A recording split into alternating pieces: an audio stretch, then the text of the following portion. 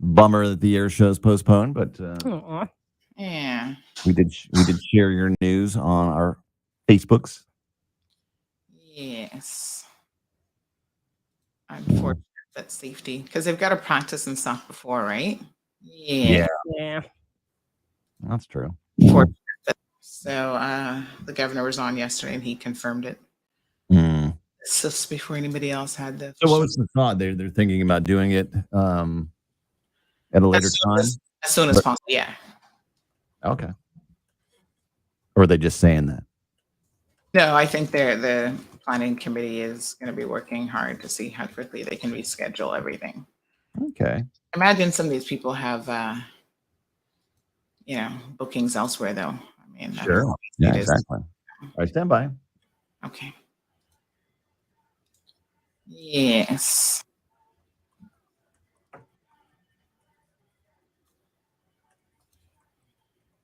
Big news. I have some important news for you. Interesting news. It's Blake and Aaron's Cayman's top news headlines of the day from CMR. Well, good morning, Sandy. Good morning, Blake and Aaron. How are you? We Great. are doing well. How are you doing? Good. Enjoying the weather, sort of, kind of, not really. Yeah, we're bummed the air show is postponed. Yeah. Yes. The governor announced it yesterday, I think, officially in our program before a statement was released. But he said, yeah, they safety first. Mhm. And so, unfortunately, the weather's simply not cooperating. Yeah. And we're going to just have to reschedule it soon. Yeah. Oh, wow. We were just talking earlier at the top of the show that it's not cooperating in London either. The Queen was on board a plane yesterday and had to abort a landing because of rain and hail and lightning.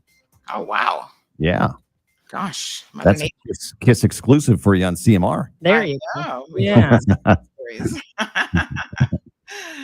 Beautiful. So in today's news headlines, the Cayman Islands, air show has been postponed. So the official word came down yesterday.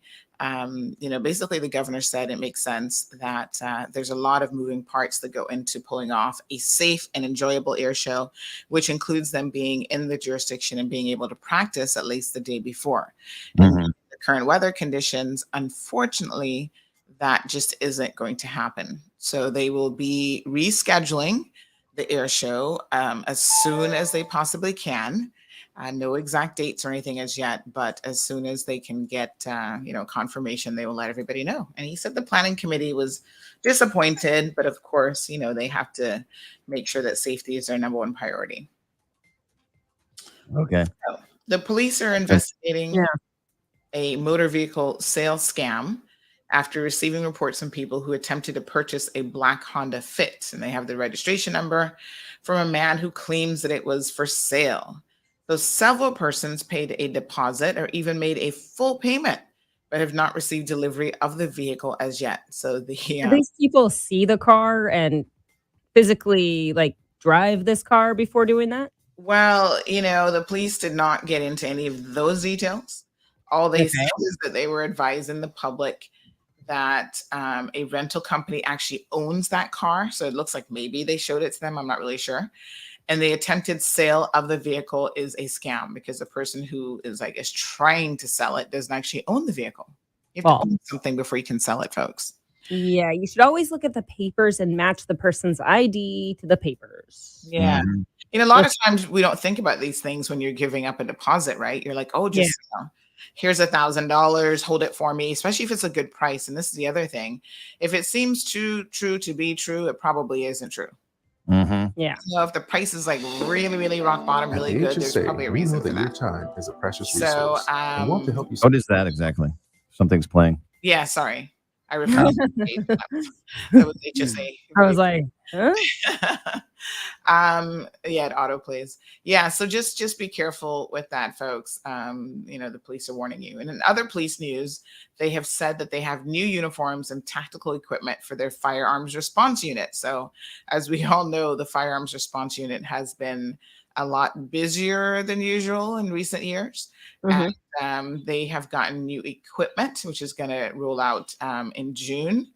And it seems to be all gray and like dark gray and light gray. So yeah, I mean, I guess they need it, right? They're on the front line now in a lot of these different incidents that involve firearm. So gray colored uniforms are going to replace the existing navy blue uniforms, and they've been selected to make themselves different from other units so that when you see them, you know that they're the tactical firearms response unit. I mean, I thought the guns made them look different, but how many FRU? How big is the FRU? I don't actually know that, to be honest. I'd have to inquire. Yeah, it's a good question. And I don't know if some people like work in a dual role, like FRU sometimes, and then do others. I'm just wondering if we were ever to be invaded, do we have enough tactical team to? Who's going to invade us? I don't know. Anybody could. We don't have anybody protecting our coastline. The Coast Guard. Well, yeah, exactly. We've got we've got a National Guard. Oh my gosh, that exactly was so full of. Are they armed? No, I don't believe that they are. Okay. Are you gonna stop? You're gonna stop Captain Jack Sparrow and the pirates? From invading? I don't know. I'm just saying. I don't know. The Ministry of Agriculture. Whatever happens, happens. What if Russia decides to drop a bunch of paratroopers? Oh my gosh, they'd be coming a long ways unless they left Cuba, I suppose. But yeah, maybe we'd have some help from regional. I feel like we're a NATO alliance, considering the UK. Yeah, I'm sure they would send people, but is what I'm saying. What you don't think the US could get here in like 5 seconds? We're a part of the alliance, and then the British would get over here. Yeah. I also don't know who would want to like. It's a nice island. It's great. Throw it out there. I know. They want some coconuts and mangoes. The Ministry of Agriculture has approved a broadened list of agricultural products that can now be imported to the Cayman Islands from Jamaica, effective May the 23rd. Yes. Products include plantains, breadfruit, soursop, as well as some frozen akis. We have to import breadfruit. Has anyone seen how much breadfruit we have on this island? I drive by like 1,200 trees every day. You do? Okay. Tell me where they are. So, I mean, I think, these are staple items that are part of the Caribbean diet. So I guess they might be in short supply. I don't personally know. There are local farmers too here. I've got my own plantain trees, by the way, thanks to Marlene. I'm always getting fresh plantains these days. Oh, they taste so good.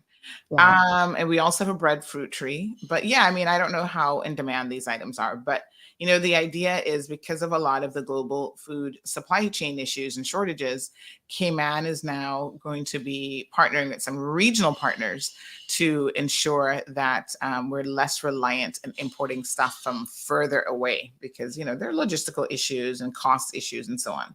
So hopefully this means that things will be cheaper to acquire.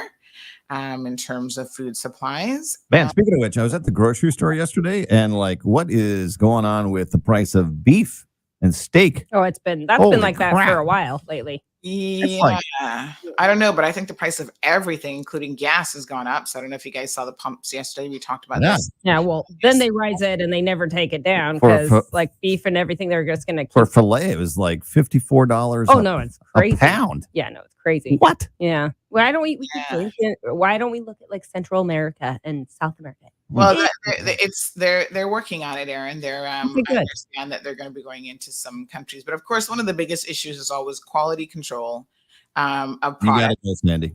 Yeah, you got to go to your show. Yeah. We just realized. We'll see you tomorrow. Yappity. All right, guys. Bye. Yeah. Folks, look at the time. Look at the time. Look at that. Mm-hmm. Peppermint, sorrel, ginger, beaver grass, or English. Get it ready. Your morning tea just got hotter. Ooh, honey child. On the cold, hard truth. Bobo 89.1 and Cayman's #1 talk show are bringing you morning talk like no one else. Monday Rewind, Impact Wednesdays, Caribbean Connections, and much more. Don't miss a beat with what's happening in the local community. Just keep sipping your tea What a mess. Here's your host, live and direct from the Cayman Islands, Sandy Hill.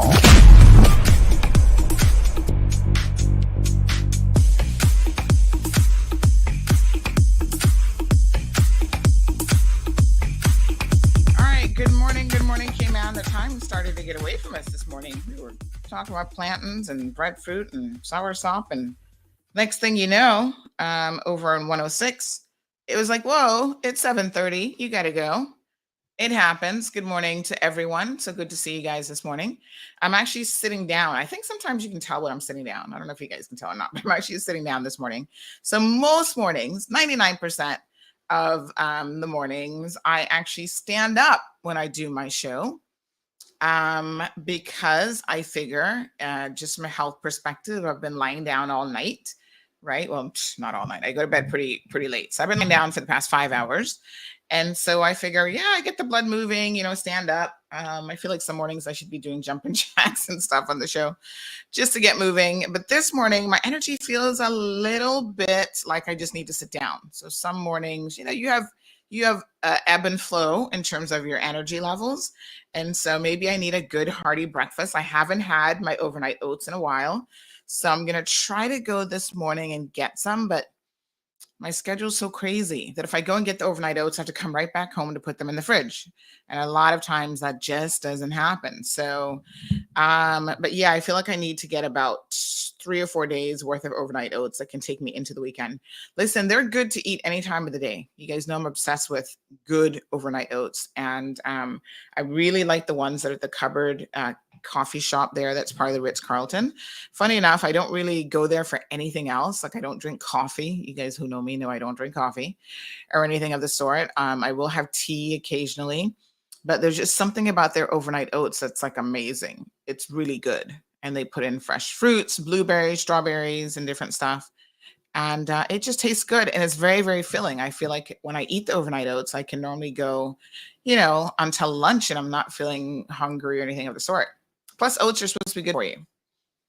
I'm not a big fan of oats, normally like oatmeal and stuff. I mean, I'll eat it, but you're not going to see me eating it normally smiling about it. But I eat it because they say, oh, it's good for you. Good morning, Miss Vernita. Good morning to Irvlyn. Marshall is here. Sherry, so good to see you. Haven't seen you in a minute. Diamond Princess is here. Alice is joining us. She said, good morning, Sandy and all. We've got Miss Joy from Texas, Melita from Grand Cayman. Celine says, good morning from Guyana. How are you guys doing? We're good, Celine. So good to see you. We love our international crew, and every single morning we have people from all over the world joining us. I love when Caribbean people tune in for sure, but we've got people from the UK, sometimes from France, and other places who are always tuned in. Carmelie, good morning to you. Felicia's here. Carmelie is wondering why we don't need with all this breadfruit. So she's saying, why are we importing breadfruit from overseas? So we have some guests who are slated to come in to the studio this morning, including people from Hazard Management, to talk about hurricane season, which kicks off this morning. So we'll give them a minute or so. Hopefully they're going to be on time before they come in. And we do have the minister who's coming in around 8:15 this morning. And then around 9:30, we're going to be doing a remote session where Jean will join us on location at a job fair this morning. So for those of you who are still looking for employment opportunities, I want to invite you to go by the Tortuga event this morning and check it out. So let's go ahead and play that little reminder video right now for your benefit. Are you a superstar who's ready to work with a fast-paced, rapidly developing company? Then come on down because we want to meet you. Tortuga Rum Company Cayman is having a job fair. We are excited to get back to business and will be hosting a job fair on Wednesday, June 1st at our 7 Mile Shops location. We are hiring all positions, including store reps, warehouse staff, and delivery drivers. Don't miss this opportunity to bring your A game at the Tortuga Recruitment Day.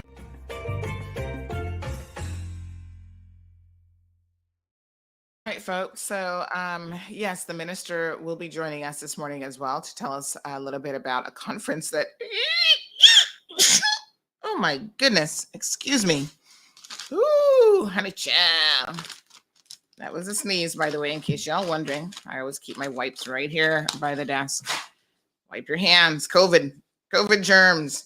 I'm going to give my own self COVID germs. Oh, God. How many of you are like, I'm not going to use the term OCD because we've learned that it's insensitive to incorrectly use that term because that's a real disorder. But how many of you are super, oh God, what's the word that my husband uses to describe me? He's like, you're so, what's the word? A germaphobe? I don't think that's what he calls me though. It's something else that he says. Picky about like, ew, don't touch me. You've got germs, or like there's certain things that really kind of make me ick me out really easily. And so he often makes fun of me about that. But anyway, yes, good morning to Wee Wee. Yeah, I don't know, Carmelie, how they came up with the list of items that are on that list with Jamaica. We're importing certain items from Jamaica now. But plantains, I mean, listen, I don't have a problem with plantains because I think there's never enough plantains anywhere. I look in the grocery store and I'm like, I need more plantains. Like anytime I need a good ripe plantain, it's hard to find. Well, now I've got some in my yard, so that's a lot easier. But I think plantains are like seasonal as well. Like they don't really grow all the time. So I don't know how their season, like how their cycle works. But, plantains are a staple part of the Caribbean diet. Actually, it's probably one of the worst parts of our diet, but, we love it for breakfast, lunch, dinner, and between snacks. So yeah, I guess. And, a lot of people use breadfruit for like breadfruit salad. You can roast breadfruit. You can fry breadfruit. You can put it in the steamer. I put it in the steamer before and then put it in the oven. It gets that same crispy taste as a fried breadfruit. And then you put a little bit of like the sea salt on it, the kosher salt. Love me some breadfruit. So yeah, breadfruit, as Natasha says, is an alternative to potatoes. It can be. It's very starchy, like a potato, and so it can mimic a potato, I think, in a lot of your recipes. So possible. So yes, very, very interesting. They didn't say how they came up with the list of available produce that would be coming in. Presumably there's a demand for these things and that's why they're bringing them in and it's not just random. Having said that, a lot of people are concerned about what we are importing in. And there have been questions about, how safe it's going to be and whether or not we're taking sufficient safety protocols. But I mean, the port of entry, as we have discussed numerous times on this show, is something that has to be secured regardless of where it's coming from. So you shouldn't have any more faith in products coming from the US, for example, just because it's the United States of America versus Jamaica. You should feel like every single product that comes in, every container that comes in should be going through the exact same protocols in terms of safety of both the food quality, as well as the, safety of the containers, in the sense that if somebody's trying to smuggle something in, because that's the natural thought that, oh yeah, all these, additional produce coming from Jamaica, they're going to be smuggling some guns and ganja and whatever in. Well, that happens from the US as well. And we've seen examples of that where containers with refrigerators and other things, people have tried to, smuggle firearms in that way also. So, our frontline security staff, which would be CBC, has to just be on their A game, regardless of where the products are coming from. So there are talks of the government going to other locations, Honduras and other places, to, I think, reestablish, because someone mentioned that at one point there was some sort of connection for some, I think, meat products and seafood from Honduras. And so, yes, it's the sort of thing, that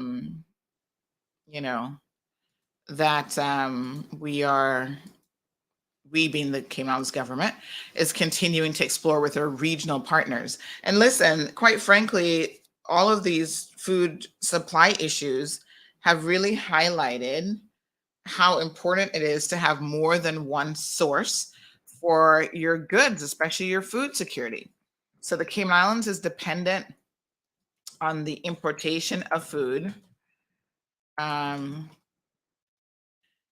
and we have to be very, very cautious about relying entirely on a singular market for those goods. So North America, the United States, we do get a lot of our food supplies from, but the US is having their own food supply chain issues, as we have seen with the recent issues with the baby formula.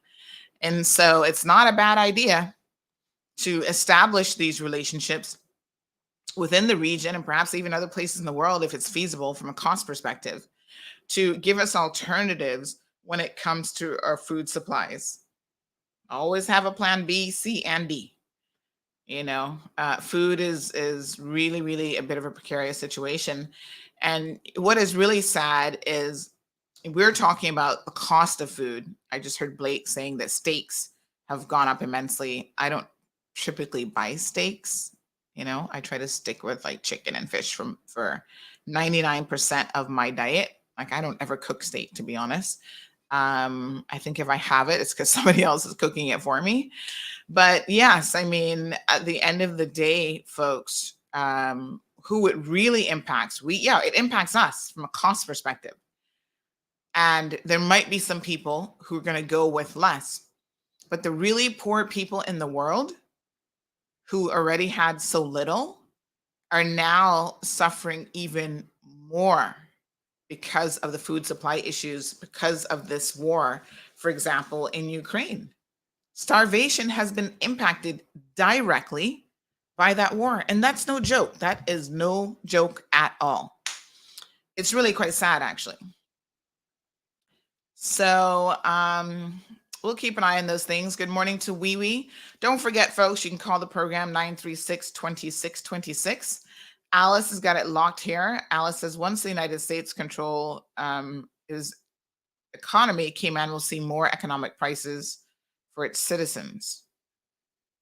Once the United States control its economy, the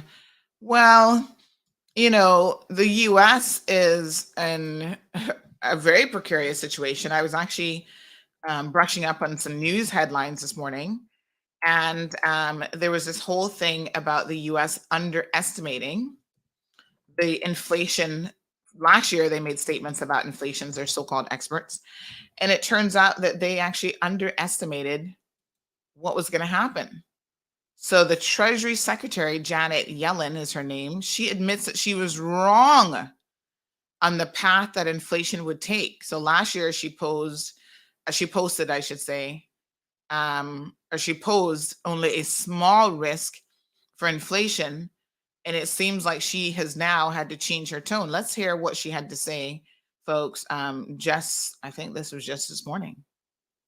Wrong then about the path that inflation would take. As I mentioned, there have been unanticipated and large shocks to the economy that have boosted energy and food prices and supply bottlenecks that have affected our economy badly that I at the time didn't fully understand. I think I was wrong then about the path that inflation would take. As I mentioned, there have been unanticipated and large shocks to the economy that have boosted energy and food prices and supply bottlenecks that have affected our economy badly that I at the time didn't fully understand. So there you go. Treasury Secretary, civil servant, admitting that she was wrong. One of the comments on this post says, honestly, it's just refreshing for a government official to admit that they were wrong. So this happens all over the world where people feel like government officials never admit that they're wrong. But she's an American economist and academic, and she's now serving as the 78th United States Secretary for the Treasury since January of 2021. So, she concedes that she was wrong on the path that inflation would take. And folks, this is really, really important because, sometimes they get it wrong and it impacts all of us. And the truth of the matter is this high inflation is really plaguing American consumers and by extension Cayman consumers, because we say, oh, America catches a cold or what's the saying, that they sneeze and we catch the cold? Well, it's not even, they don't even have to sneeze yet. They just start the sneeze and the chew doesn't come out. It doesn't go at you.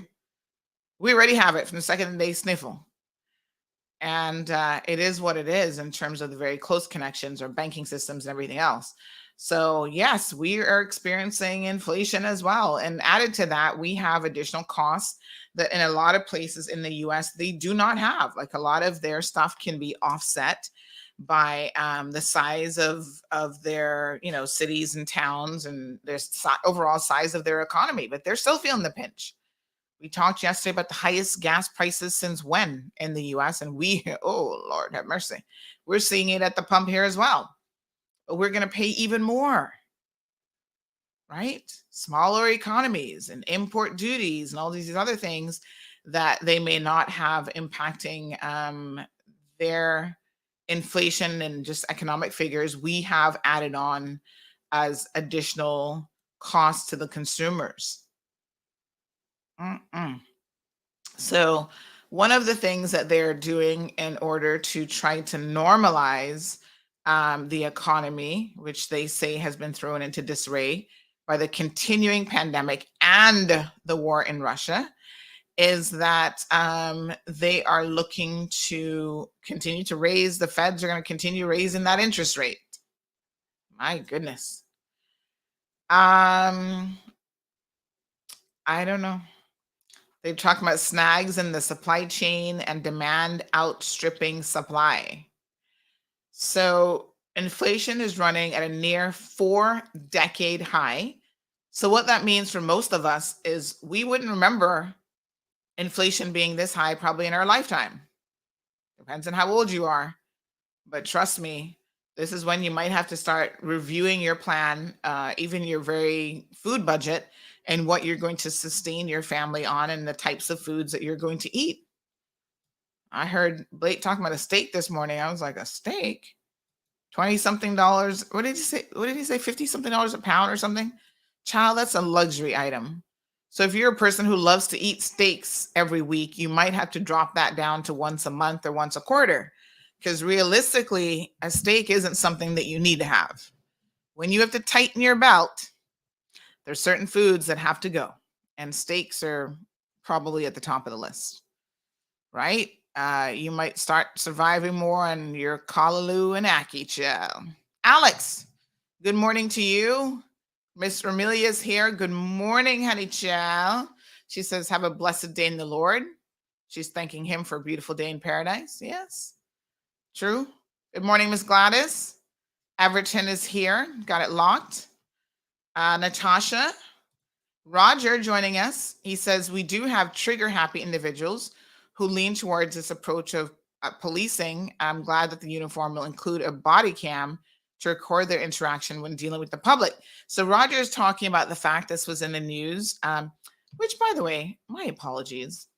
Still getting used to the fact that I should be playing the news headlines. Let me just pull it down. It came in a little bit late last night, and I was heading to bed. I was trying to get in bed before midnight. So I got this at 11:27. Give me 1 second. We're gonna go through the news headlines and we can discuss some of those. I'm not sure what happened to our first set of guests from Hazard Management, because we were supposed to be talking about the weather and hurricane season, but maybe they forgot. Today is June the 1st, right? Child, they might have to get like me. I have to write stuff down now, because you get to a certain age and the memory just isn't what it is. So you take your little notepad. I'm always traveling with a notepad, and you just write it down. You're less likely to forget it. So let's see what Misha has in the news headlines, but that's one of the news headlines for us. So let's have a quick look.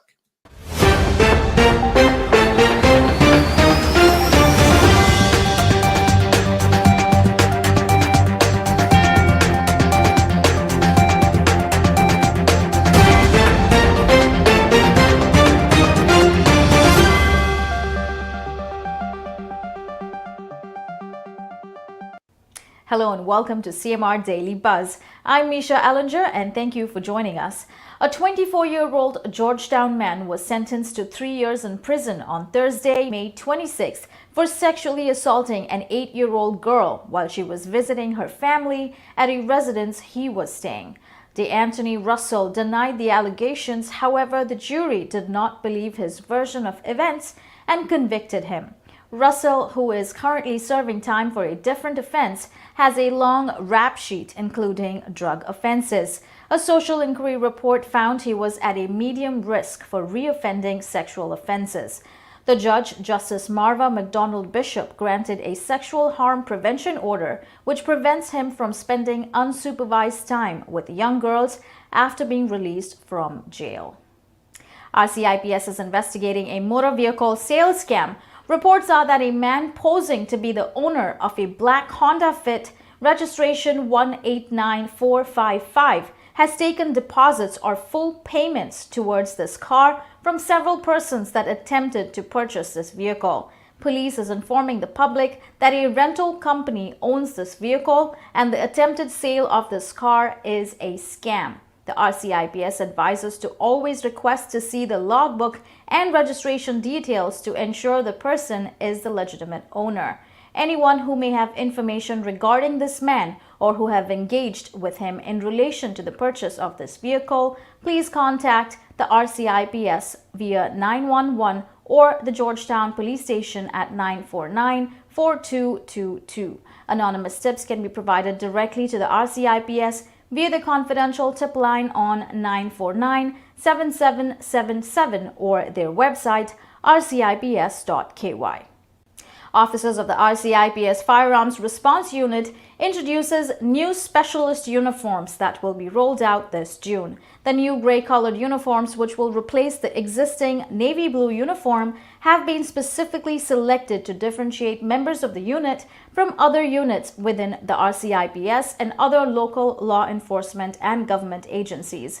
New tactical equipment has also been introduced, specifically a new design of ballistic vests and helmets. The vests will improve officer mobility and comfort both when conducting foot patrols and when traveling by vehicle, while also providing a greater degree of protection. The new uniforms are also being gazetted in legislation specific to the RCIPS Firearms Response Unit.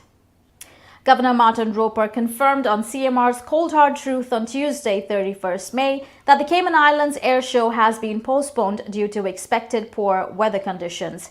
A new date has not been decided yet. The governor also said that he desires to make the air show an annual event again after its 20-year break. Under a new import-export arrangement between the Cayman Islands and Jamaica, the Ministry of Agriculture has approved a broadened list of agricultural produce that can be imported to the Cayman Islands effective May 23rd. Minister of Agriculture Honorable J.E. Banks, who recently visited Jamaica and held bilateral meetings, said the new arrangement would allow the Cayman Islands direct access to high-quality and fresh produce from Jamaica. Under the agreed import conditions, all exporters from Jamaica must have a valid import permit and the produce must be sourced from farms registered and certified by Jamaica's Ministry of Agriculture and Fisheries. The Ministry of Sustainability and Climate Resiliency is sponsoring local youth leader Gabriella Watson to participate in Camp 2030, Unite 2030's global in-person convening, which unites the world's top young changemakers to solve the world's most pressing challenges using the framework of the United Nations Sustainable Development Goals. The Department of Education Services reminds the public that students that may not be able to take the scheduled Caribbean Secondary Education Certificate examinations due to COVID-19 may defer until the next available sitting in January or June 2023. For more information, please visit education.gov.ky. Let's hear from Kevin Watler for updates on Cayman's evening weather.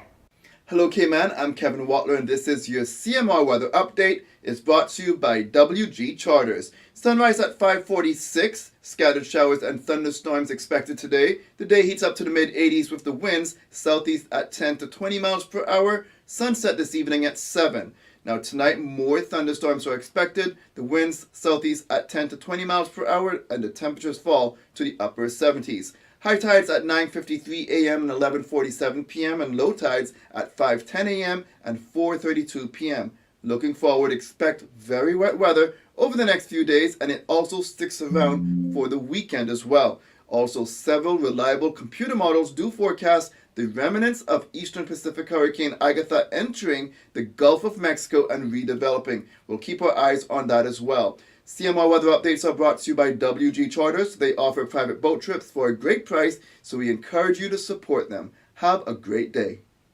Thank you, Kevin, for those updates. In regional news, the murder tally in Jamaica now stands at 594 as of May 27, 2022. This represents a 7% increase year after year. The figure also indicates that 20 persons were killed in 4 days since the last crime statistics were released by the Jamaica Constabulary Force on May 23, 2022. In international news, several airlines have cancelled dozens of flights over the half-term holiday, with the travel industry struggling to recruit and train new staff quick enough as demand returns following the pandemic. Companies say they're facing a number of challenges, including staff shortages, air traffic control restrictions, runway works, and airport handling delays. The question now arises, do you have rights if your flight is cancelled? The good news is yes, if you're traveling to and from the UK, you have a number of rights under the UK law. What you're entitled to depends on what caused the cancellation and how much notice you were given. For more information, visit caa.co.uk.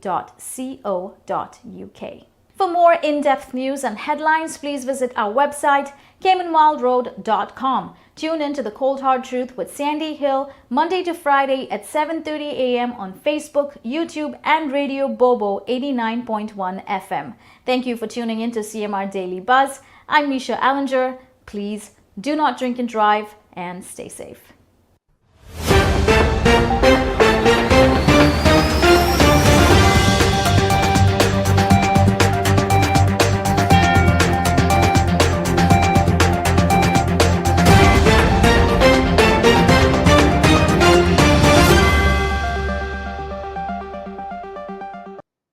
All right, folks, thank you so much to Misha and Kevin, who work on a daily basis to put together those weather and news headlines for you so that you're kept up in a very condensed way with the latest news. Now, that goes live every single evening at 9 p.m., so you can certainly jump on and ensure that you've got your latest news updates.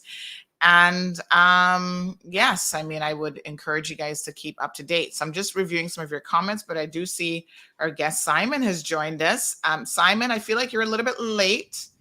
Really? Yes. You said 8 o'clock, Sandra. I say 8 o'clock.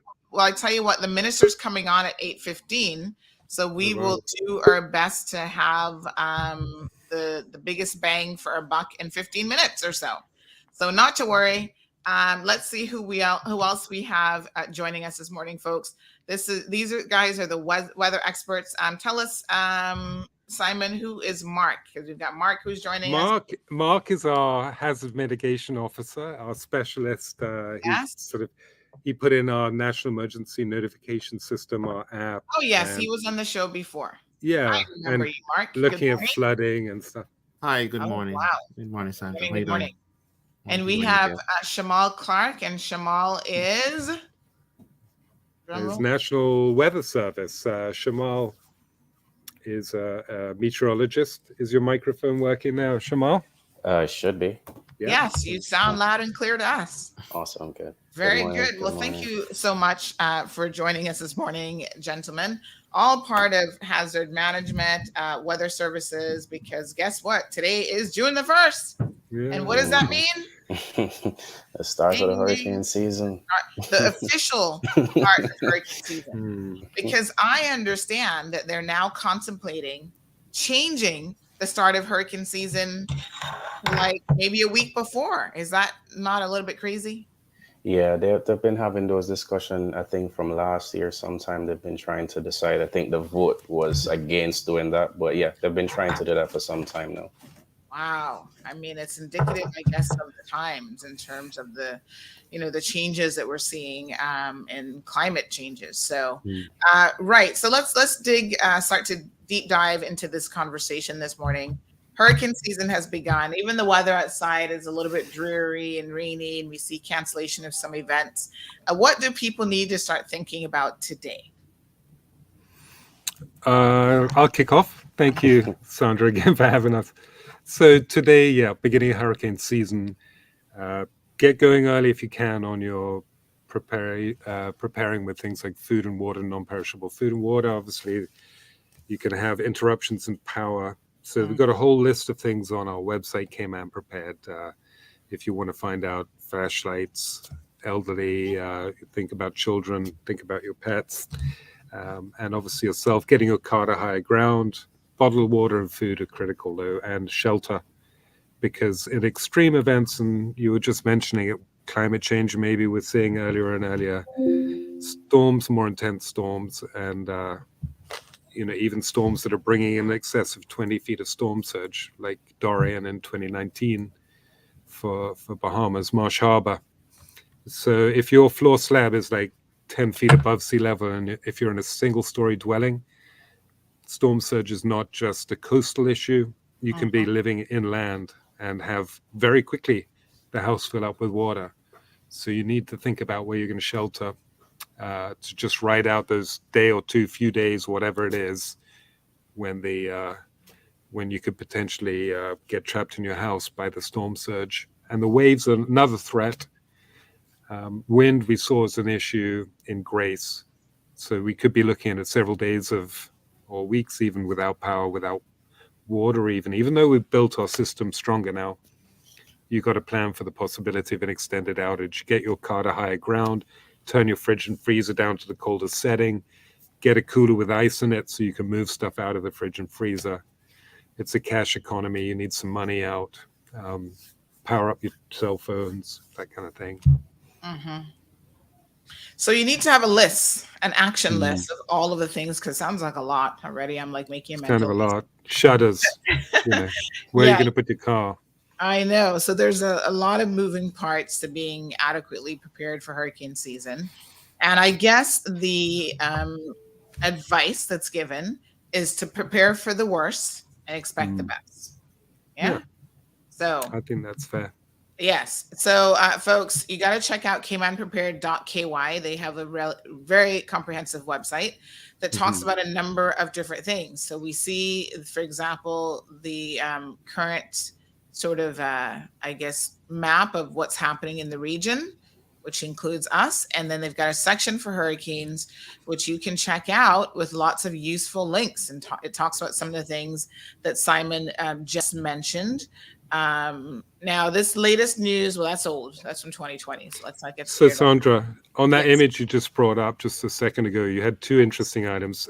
A, the NENSAT, which Mark may be able to talk about, but B, that satellite image, maybe, we got a storm potentially out there with a long weekend coming. You got Shamal there. I mean, I don't think, hopefully we're not going to get a storm, but you may want to ask him what. Okay, well, let's talk about the current. Let's talk about some of the current conditions.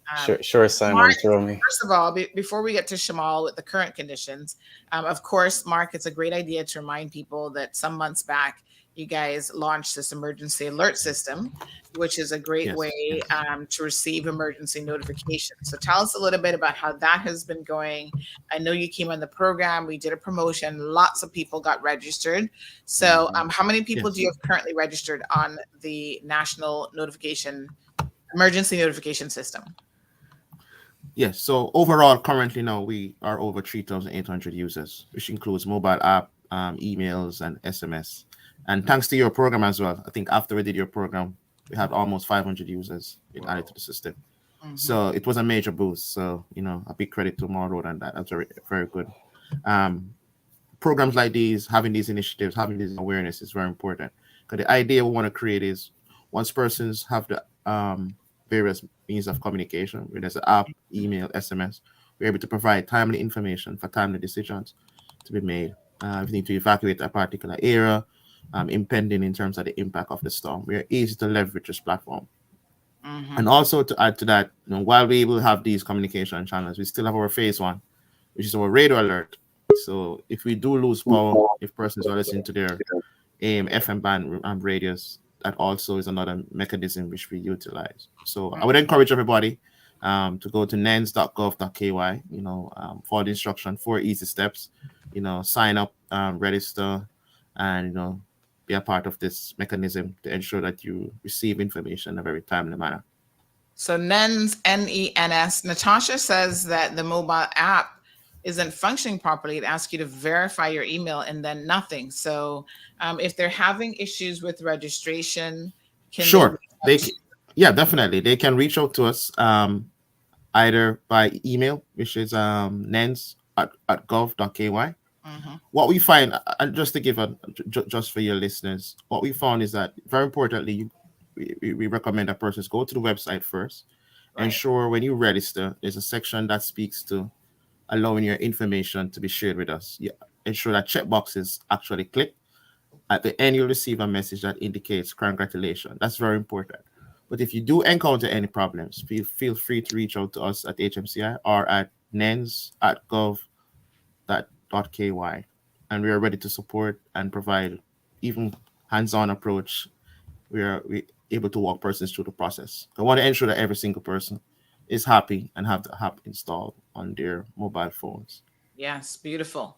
So again, folks, get on it. Really, really important. Most of you have a smart device. You can download this app, and it allows you to get really emergency important notifications right to your phone from hazard management. So you get it straight from the source. So let's talk a little bit about the weather. So give me 1 second here. We received this severe weather notification 2 days ago. So Shamal, you can help us explain exactly what this forecast is. It talks about the Yucatan Channel extending to the extreme Northwest Caribbean has been marked for an area of interest for potential development for some sort of a tropical disturbance over the next 5 days. Say what? Yep. Jamal, break it down. Yep. I mean, so again, based on what you were saying earlier, it is a contemplation to start the season much earlier, and this is due to the increase in activity before June 1st, actually. But what is happening is that there was a storm in the Pacific first that actually moved across Central America, and it seems like that system fell apart and act as a genesis for what is going to potentially be our first name system. The update on this this notification was actually 2 days ago. So the update on it is that they've marked it now as like a 70% chance of cyclone formation in the next 5 days. So there's some level of confidence that it might in fact develop into something. Initially it had looked like it would have brought more impact on the islands in terms of rainfall. We had anticipated something closer to 7, 8, maybe 9 inches of rainfall, but the system has kind of showed where it's moving more across the Yucatan Channel and across Western Cuba. So that kind of minimized the impacts on the Cayman Islands somewhat. So what we initially anticipated as of May 30th, now June 1st, it seems like instead of having probably about 7 inches of rainfall, it looks closer to 3 to 4. So that is good news for us in the sense that if it keeps this way, then we won't get as severely impacted as initially anticipated. But that doesn't mean we should drop our guards. Obviously, we still need to do the things that Simon had mentioned earlier in terms of getting prepared for what's to come with the hurricane season. So not to tell anyone, oh, don't be scared, drop your guard, but just monitor the developments of the system. Again, it's the weather and it can change in an instant. So that's why we try to produce as much updates as frequently as possible. Yes. And sometimes a little bit of fear is good. It keeps you on your toes, right? And, hurricane season is what it is. As you mentioned, at any time, a system can certainly develop. Sometimes they develop right over us, which seems to me there's always the ones that are quite tricky.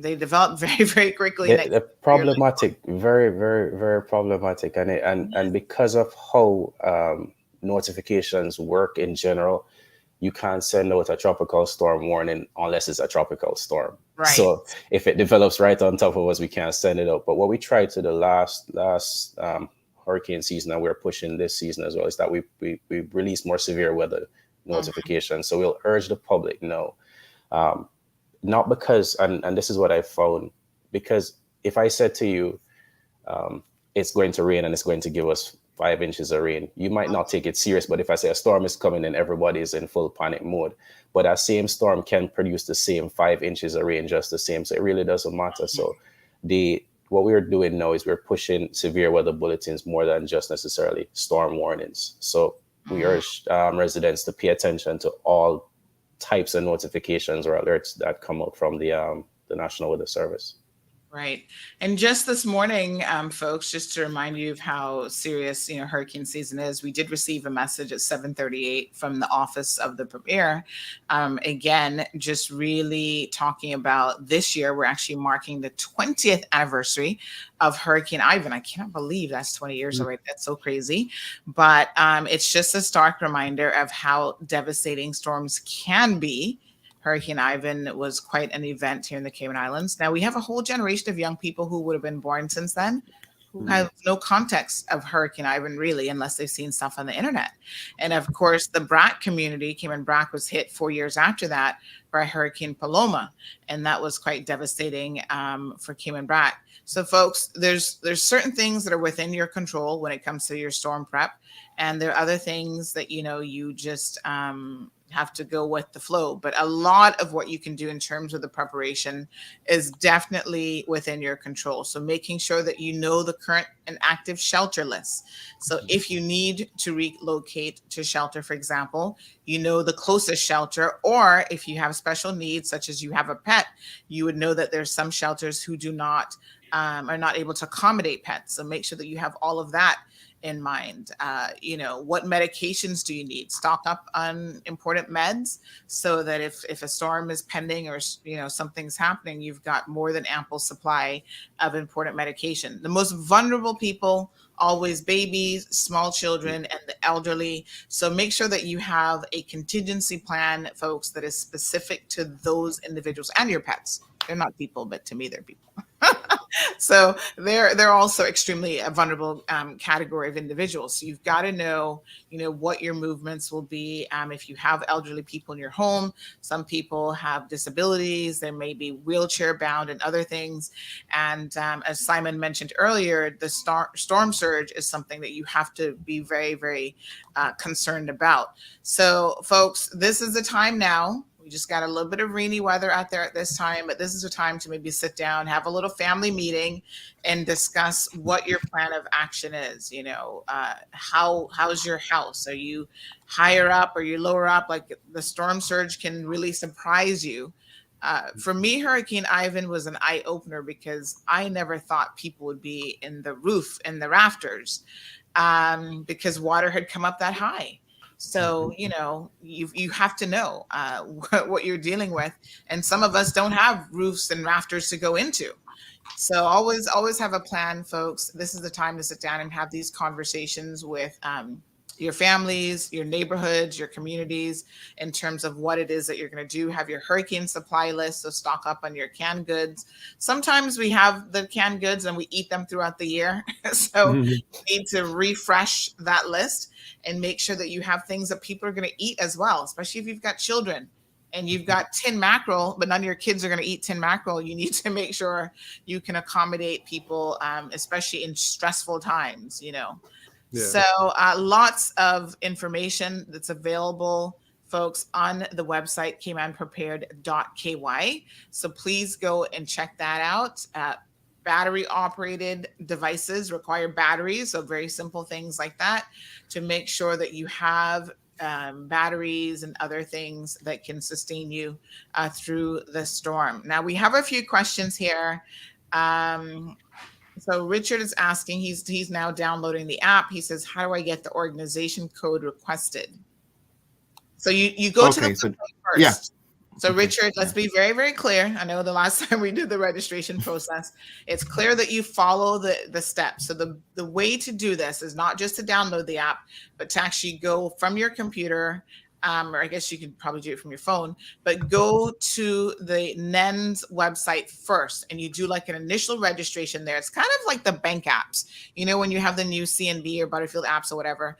Before you start using the app, you go to the website, you go through a registration process, and then that's going to allow you to properly download and activate or link the app on your phone. So website first, and you shouldn't have any problems. So it's nens at gov.ky and nens .gov.ky. Is that the email address? Yeah.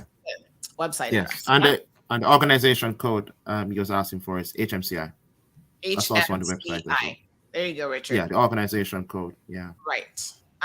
So a lot of people are asking about the radar, and I don't know if this might be out of somebody's pay scale now, but you know, this radar has been a bit of an issue for a while, over a year. Here in the Cayman Islands, we have not had a radar. None of us really seem to understand why this is. They've said, oh, chain supply issues and all this other stuff. Really? Somebody said, can we borrow a radar? I think Melanie here, morning Melanie, says lots of people worried about the disabled radar. Can we rent equipment? Look at an interim remedy with regional partners. Fix is not coming right now, and we're meant to be regional hazard assistance, I think. So this radar is like, I don't know, it's been missing forever. We understand this difficulty trying to get parts for it or whatever. To Melanie's point, can we not just borrow a radar from someone? I'll bump that question up to somebody that can definitely answer that. I'm probably the one responsible. Management. That's a little bit service radar. Yeah, we really want it too, though.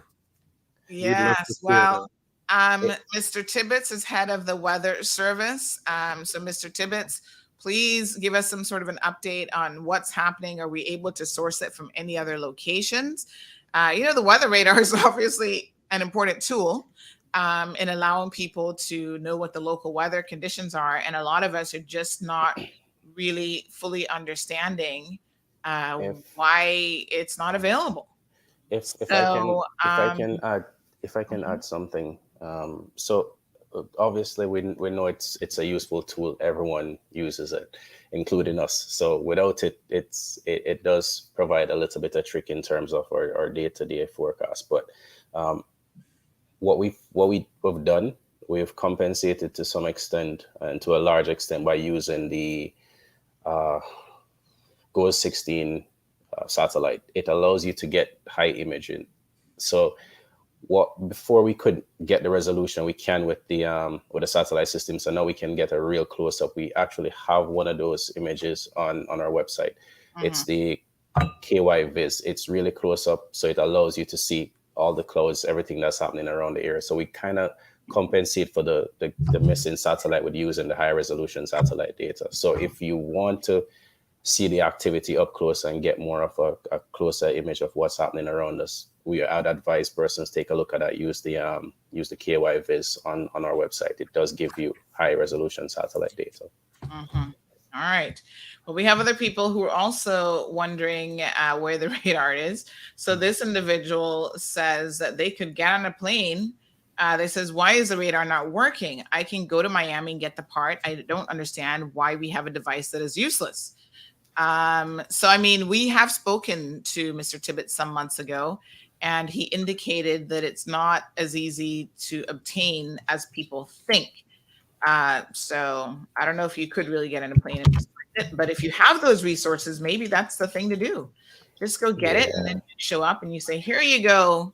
I mean, that'd be nice if somebody could do that, but because of the process of getting it and the supply and all of that, it's not, from my understanding, it's not that simple. Let me just see. I'm trying to remember exactly. So he said that this is just a bit of an update.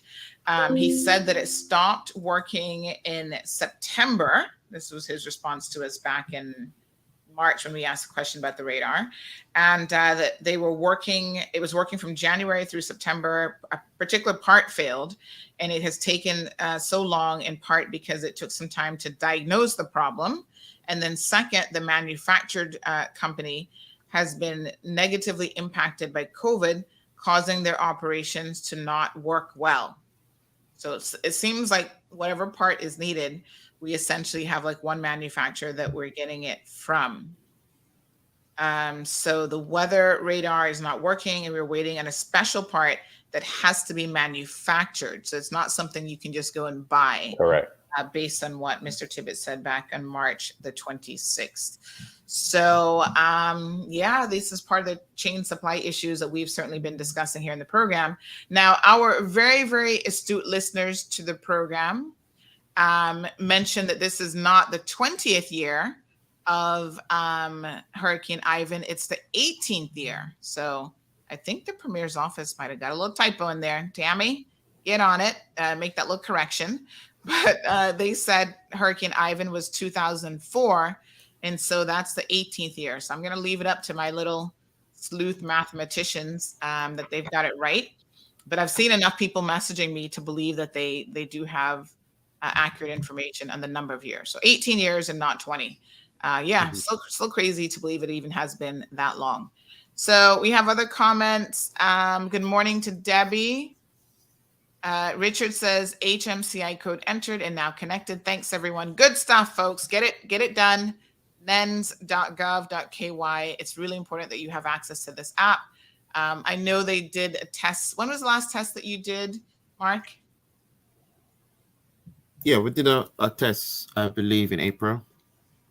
In April, we did a test. And this was considered what we call a soft tone test. So yes. The first test was in March, which was much of a blaring siren type of sound effect, which that would be utilized for high level emergencies, more for earthquake or massive fire that we need persons to. That's a major threat.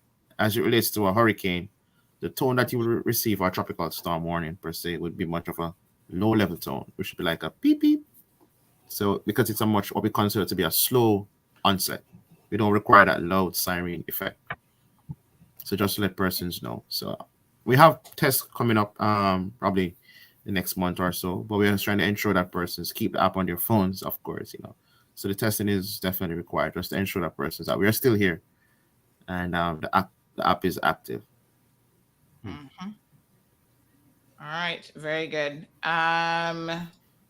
So Kevin Watler, who's listening to the program, reminds us that we have a more updated response on the radar. So let me just have a quick look at this. I don't know if anything has changed, but we will certainly get this information here. So here on Cayman Mall Road, Kevin has taken over the weather updating. We have daily weather both in the evenings and in the morning. Kevin does a daily weather report. And of course, thank you, Kevin, for that. And he keeps very well informed with the weather radar systems. And he actually has access. Kevin, you have to correct me, but they're in Florida. He has access to a lot of high-tech weather equipment. So to that point, Jonathan says that he's using Zoom Earth for satellite images for hurricane season, and he thinks that it is great. So Debbie confirms, yes, it's 18 years since Hurricane Ivan and not 20 years. So just a little mistake there.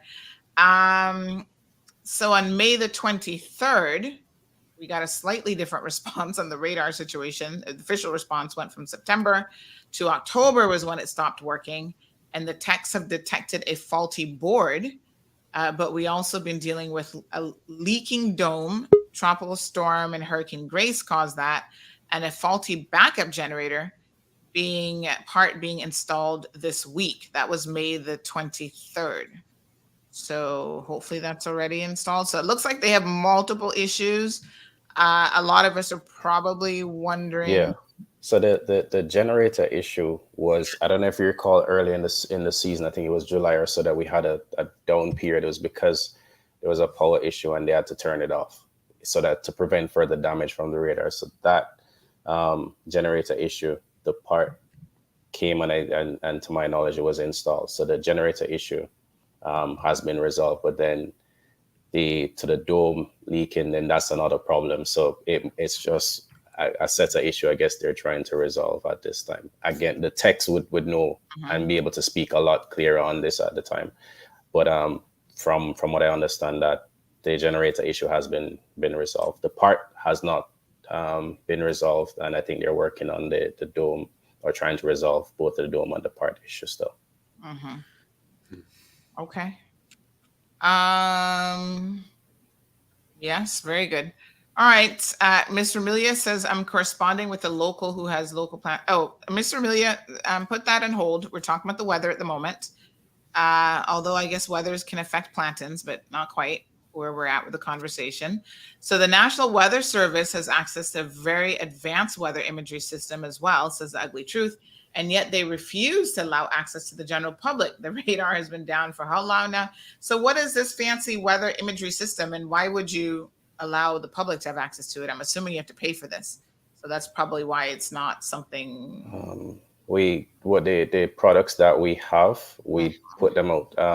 So we're not holding back any information. All the products that are on our website are created by, generated from the radar. We use those same images in-house, and we put them on the website. There might be one or two, but it's not necessarily a different type of image or anything special that we're saying holding back from the public. You have access to the same information that we would have access to. Yeah. So Ugly Truth says goes SAR or something, but I mean, I'm not quite understanding what you're saying, Ugly Truth, because they might have systems that they use that they log into, and you wouldn't give the public access to that. You give them access to the information. Correct. If it's GOSAR, I that's not our system. Anything goes is the U.S. National Weather Service. That's Well, there you go, Ugly Truth. We're giving you the cold hard truth to add to the ugly truth. So that's why I love it when the officials come on the program, because they can answer your questions directly and tell you that no, they don't have access to that. So now you can correct yourself. And we're all good to go. We love getting correct information here on the Cold Hard Truth and on CMR, generally speaking, folks. That's the only way that you can move forward, is from an informed position. So, so we are, folks, moving ahead with the 2022 Atlantic hurricane season. Starts today, June the 1st, officially. This is the hazard management team in the Cayman Islands Weather Service, encouraging the public to be prepared, have a plan, and monitor official sources for updates. You know, here at CMR, again, we do our best to pull from those official sources and give you the information that you require. Now, at our news station, using that term extremely loosely, here at Cayman Mall Road, right here in the studio, we do now have a backup generator of our own installed as of this week. Yay! Where's my applause button? Hallelujah. Yes, applause. And I want to give a big shout out and a big thank you to the guys over at Corporate Electric who made this happen, and as well to my husband, Marlon. You know, it was so funny because Marlon for years now has been telling me that I needed a backup generator, and you guys know, I'm like, I don't think I need a backup generator. CUC is great. The power is never out. Because he keeps saying during your show, you need a backup generator. You know, you're covering the weather and blah, blah, blah. You know, during the last few storms, we've been there for you guys until the power went out. And then I pulled the laptop, and then when the laptop went dead, and that was it. So I didn't really see a good argument for it. You know, I was thinking, yeah, that's money that, you know, come on now. It's expensive to get a generator. And Murphy's Law, sometimes you have to listen to your husbands, ladies. Murphy's Law is just last week. Literally, you guys remember on Wednesday morning, CUC was in the area doing some work Wednesday morning. So they gave me a temporary generator in the morning for my show, and that was fantastic. Thank you, CUC. And then that evening, by evening, our generator was up and running, able to do tests and so on. And guess what? 7:30, right in the middle of interviewing the Premier for Premier Access, the power went out. And the day that I got my generator functioning, I didn't even see, I saw a light went out. That's the only way that I actually knew the power went out. The generator clicked right in, folks. It was working seamlessly. There was no interruptions in the stream. The radio was good. We just continued business as usual. So I know that things like a generator can be an expensive investment, but if you operate certain businesses and you really need to have, you know, that continuous power at certain points, look into it. contact Corporate Electric. I'm telling you that their guys worked around the clock for weeks, literally, to do everything from moving electrical panels, installing a new panel, all sorts of stuff has to go into it. But they really work hard to get you up and running. If that's something that you're considering, contact them and they can certainly sort you out. So the National Weather Service, folks, is we're anticipating a higher, more active season this year. I feel like every season, Shamal, they say that. Is it my imagination? Or do they say that? For some time now, for a couple seasons they've been saying that, and that should give you a heads up as to potentially climate change impacts and that kind of stuff. But yeah, they're expecting a slightly above average season, somewhat similar to last season, in all honesty, based on the numbers that both the Colorado State University and the NOAA has put out. So they're anticipating something similar to last season in terms of the numbers. And, once again, let's be very, very careful here. We don't have to have another hurricane season. Another Hurricane Ivan to have damage. I mean, we saw last year that, what we had was crazy. It was a tropical storm that, in my opinion, caused damage that was akin to a hurricane. And that's a Category 1 hurricane, potentially.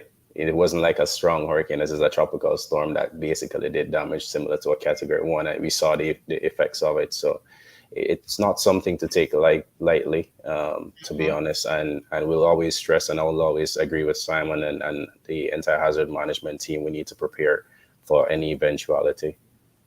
Mm-hmm. So we do have Minister Bryan who's patiently waiting, but let us just look at, before we allow our guests to leave, let's just have a quick look at some of the names that are coming up for the 2022 Atlantic Tropical Cyclone names. So we've got Alex, starting with Alex, and we go all the way to Bonnie. Miss Bonnie, are you listening to the program this morning? Look at it. They got one named after you. She's coming. I remember the year that we had Hurricane Sandy. What a mess she was.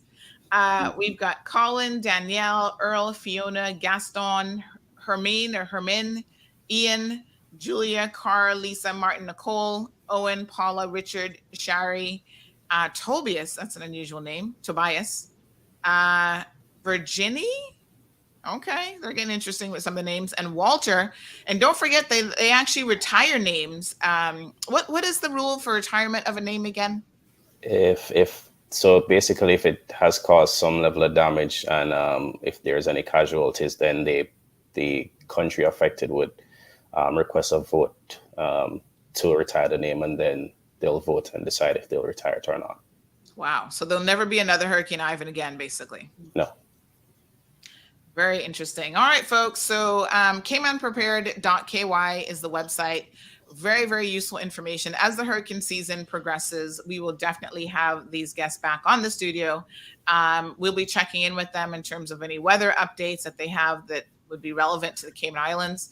And, our premier, who's the Minister of Sustainability and Climate Resiliency, the Honorable G. Wayne Panton, has been committed to highlighting the global impacts of climate change, which increase the need for the Cayman Islands community to be more prepared for more severe weather events and conditions throughout the year, not just hurricane season. So we've got to ensure that we are definitely on top of it. So the Weather Service has officially said that they're continuing to work on completing the necessary repairs to the Doppler radar, which has been hampered again by chain supply and manufacturing issues. And hopefully, we can get some positive updates soon in regards to that. At this point, maybe you just replace the whole thing. I mean, I don't know what's involved in replacing it either, if they can get a replacement. But yeah, so James joining us from Canada. Thank you so much, James. We've got family members all over the world. Matrix, we just responded to that. We don't know yet, but they're working feverishly on trying to get it sorted out. And I think now that the general public is very much aware that the Doppler radar isn't working, maybe the pressure's on to get it done. Simon, thank you so much for joining. This is the first time. You are no longer a cold hard truth version. Ah, there you go. And it wasn't that bad. It felt pretty good. Yes. Thank you very much. Most people find it very painless, actually. We don't bite normally. Shamal, Mr. Shamal. Thank you so much. It was a pleasure. Mark. He's with the National Weather Service, folks. He's our weather expert. And Shamal, I'm sure we'll be speaking to you as we move into definitely in a bit more.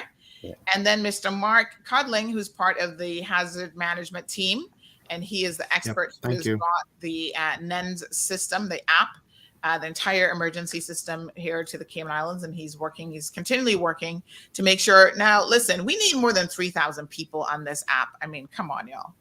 All of you have Facebook, and every single one of you have the Facebook app, and every single one of you should also have the NENS app on your phones. It's more important than Facebook.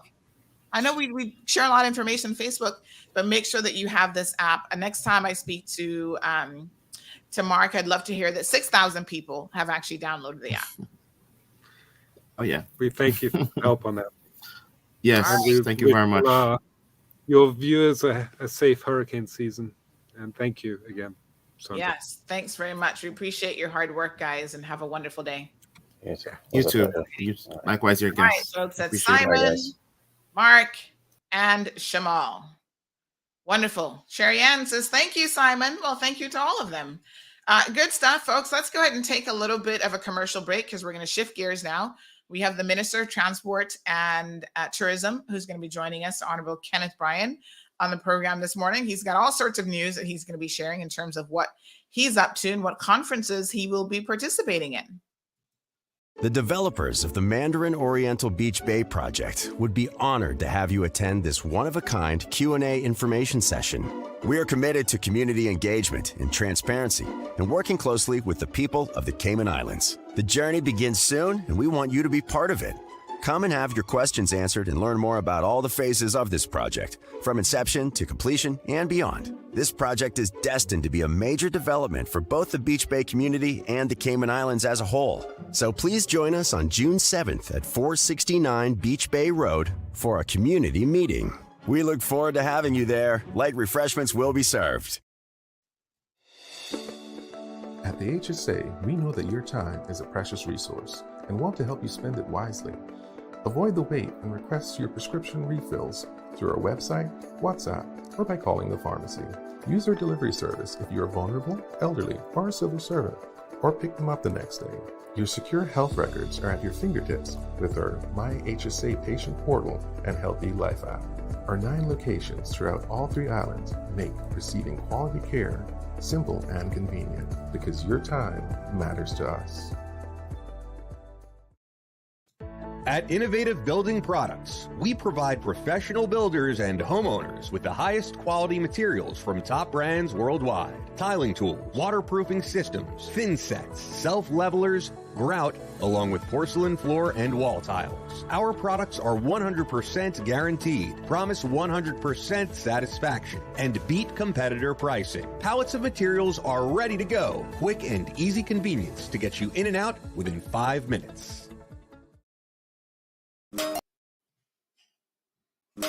Hey Kayman, los saluda DJ Yoyo, The Energy, y estás escuchando The Cold Hard Truth con la voz del pueblo, Sandra Hill, todas las mañanas, 7:30 AM, only on Bobo, 89.1 FM. All right, folks, welcome back to the program. Escuchando, we're listening. Good morning to the Honorable Minister Kenneth Bryan. How are you? I'm well, Sandra. Good morning. How are you doing today? Oh, I'm very good, my dear. It's a beautiful day in the Cayman Islands, despite the weather. I'm never bothered by a little bit of rain. It's still a gorgeous day in the Cayman Islands. Happy June the 1st. Happy June the 1st to you too. And I want to double down on what Simon Boxwell, as well as his team, was saying earlier. You know, it is hurricane season. And I always try to remind people to be prepared, you know, reiterating everything that Simon and his team has said. Know where your hurricane shelters are. Make sure you have all your documents ready and prepared to move with you if you have to. Get to high places where there's no flooding. Have all your supplies that you need and start planning your family plan from now. Don't wait till it comes when there's a big rush. One thing that we all have to focus on this year is the supply of foods and other types of supplies are going to be difficult because the supply chain is already in shambles across the world. So can you imagine on regular times when supplies are good, there's always this rush to the supermarkets and to the hardware stores and all of that. Don't get caught up in that this year. Go ahead and get prepared from now so you can have everything you need in the event of an emergency or a hurricane. All right, folks. And don't forget that we here on Cayman Mall Road have a hurricane special that will be airing each and every single month here during hurricane season. Kevin Watler has put that together, some expert panelists who will be discussing all the details, all the ins and outs of hurricane season.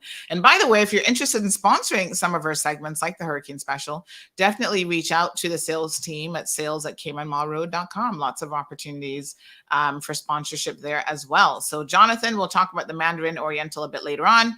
Tommy, good morning, brother Tommy. Yvette is here joining us as well. Allison sends her thanks to her guests, including Shamal and the entire hazard management team. And of course, Simon over there as well. So Minister, you've been busy. I know that, you've been making some recent trips and you've got a lot more that's going on. So we want to talk about this International Roads Federation and the fact that you're actually going to be attending the 10th annual International Roads Federation Caribbean Regional Congress, which will be happening in Barbados from the 7th of June to the 10th of June. So that title is very, very long for Regional Congress. Tell us, what is this all about? What is the International Roads IRF Caribbean Regional Congress? What is it? Well, what it is small island states like the Cayman Islands, like our home, meet yearly to discuss how best ways to improve our infrastructure by way of roads and transportation. And as you know, as Minister of Transport and the government's policy, when we delivered the budget, we hope to introduce a new transportation system. Obviously, right now we have a out for tender and an agency has won that tender to come back with the best strategy possible to improve our public transportation system. So while we're waiting on that report to come back on what the suggestions are, I have some strong suspicions that everything will be brought under one umbrella, because the current system that we have right now is all independent drivers, which have been stated by many professional transportation and road professionals to be one of the most unsafe systems of transportation, public transport in the world, because it has a very competitive nature where bus drivers are trying to outdo the other in hopes of getting more revenue. Naturally, everybody's going to hustle really hard to try to make a living, but there's one place we don't want people hustling or fighting over revenue. It's with people's lives in the vehicle. So I suspect that that report will definitely come back with suggestions to put the public transportation system under a more reliable umbrella, a more structured umbrella, and it most likely will come back with government having to have some level of subsidy, because we don't have enough people here for an agency to make it profitable. But in order for us to take an effect on transportation in the Cayman Islands, there may have to be some subsidy needed just to offer reliable services, so people don't have to buy a car to get to work, get to school, and leisure events. So it's something the government is committed to. And speaking about this conference is where a lot of that understanding and formulation and examination of legislation, networking on how other island states are doing at, where much of that networking happens. You get an opportunity to speak to other ministers in transportation, other professionals, and you can talk about what other countries have done, what models they use, what legislation and regulation they use. So it's a really good exercise for me as minister, as we are slowly coming to that point where we will be transitioning to a new transportation system, which I hope will be within at least a year from now, that I'll have all the background information of what's best suited for the Cayman Islands. We have a very unique jurisdiction. We're very flat. We haven't had a lot of infrastructure put in place for preparation for a bus transportation system. Unfortunately, as you see, over the many decades, there was not a lot of thoughts about bus lanes or bus pull-offs. Many bus drivers just pull off on the side of the road, which causes traffic risk. So a lot of these things that I will have to go off and take back as a report to explain to my colleagues, listen, you've tasked me as the transport minister to come up with a reliable transportation system. Here's what we need to do. Here's what we're going to have to budget for in the next budget, and what kind of legislative reforms we will need. So this is a lot of the background research necessary that will be done in order for us to transition to that. And what better way to do that than talk with other persons and other jurisdictions and other ministers who've gone through that transition, and the professionals there who are best guided to tell you how to do it. There's also the other benefit of finding unique funding opportunities. As we try to be more sustainable and use more renewable options, there is international funds that are available for us to tap into if we want to go down that full renewable option. But I must advise that that may not be the best option at the start for the Cayman Islands, because it's a very cost intensive exercise. We're talking about if you were to have battery operated or fully electric buses, you'd have to have bus charging stations at least in 3 different locations in the island, and that's within the millions of dollars.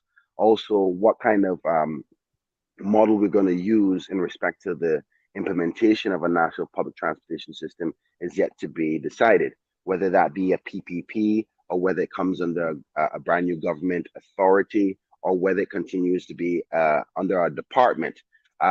So we're part of our request for a new strategy, which the Deloitte and Touche firm has been selected as the agency to give us that strategy, or to give us the suggestions. We have to examine all those models.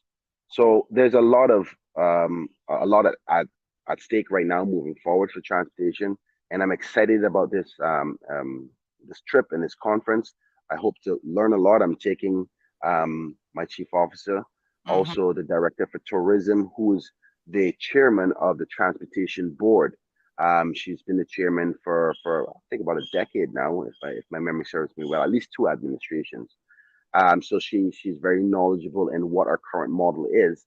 And I'm also taking senior inspector at the transportation unit, Mr. Kim Ramoon, because we definitely want to take the necessary technocrats and experts there. So they're going to be the ones charged with delivering the government's policy. And the government's policy is to transition into a new, more efficient and affordable transportation system that is reliable. So it makes no sense as me as minister go over there and learn it and understand it. I can go and get the understanding from a legislative and regulatory process to implement it. But you also want your technocrats who are going to be the persons who are implementing this new vision once we have decided that as a government of how it's going to be. So the whole team is going to go there. We hope to have some good amount of knowledge, have a report of what we have learned, what we're going to use, and tie that information with the suggestions from the Deloitte and Touche report, and tie them together, and hopefully have something prepared that once we are ready for the new budget in 24-25, that I can convince my colleagues to give me the necessary funding available to transition to a new transportation system. Now, I know that 24 may sound a far ways away because we're only in 2022, but it's going to take a substantial change and some serious commitment financially to ultimately change our public transport system appropriately. So we have to plan appropriately, budget appropriately. And one of the reasons we couldn't go any faster is because the monies necessary to do such a transition wasn't available in this budget. As you know, when we started this budget, we were still in a pandemic. So I'm trying to do this in the appropriate, strategic, timely way that hopefully we can have some sort of solution in sight by the year 2024, that people can start to feel confident that they don't need to buy a car, particularly with the fuel cost continuing to rise across the world, that we can have something that people can be confident in and say, listen, you know what, I can be fine. My kids can get to school. I can get to work. I don't need to buy a car and continue to add pollution to our environment and so forth. So there's so many benefits. I just know that I have to execute this appropriately. So all the necessary background work needs to be done before we execute the plan when that time comes. Wow. So yes. Sorry.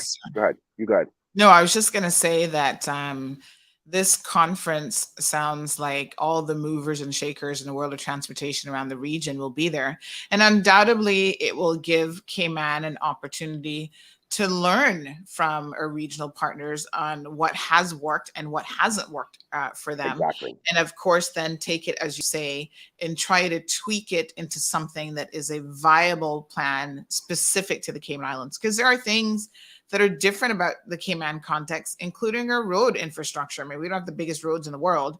So obviously, what types of buses we could potentially use would be something that would have to be taken into consideration to make sure that that mode of transportation is safe for people who are using it.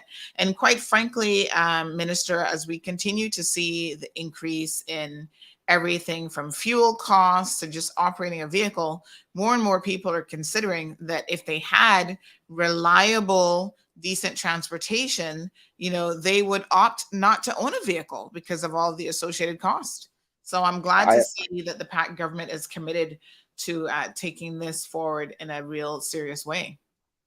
And thank you so much for that, Sandra. You're 100% right. And I just want to add to some of the things you said. Not only reliable, but safe and affordable, which is the key component, because as we try to tackle the traffic problem and the transport problem are tied together, but they're not exactly the same. So traffic has to do with a number of other factors: where you live, how whether you can afford a car, and so forth. Transport is a system that can affect the transportation traffic situation.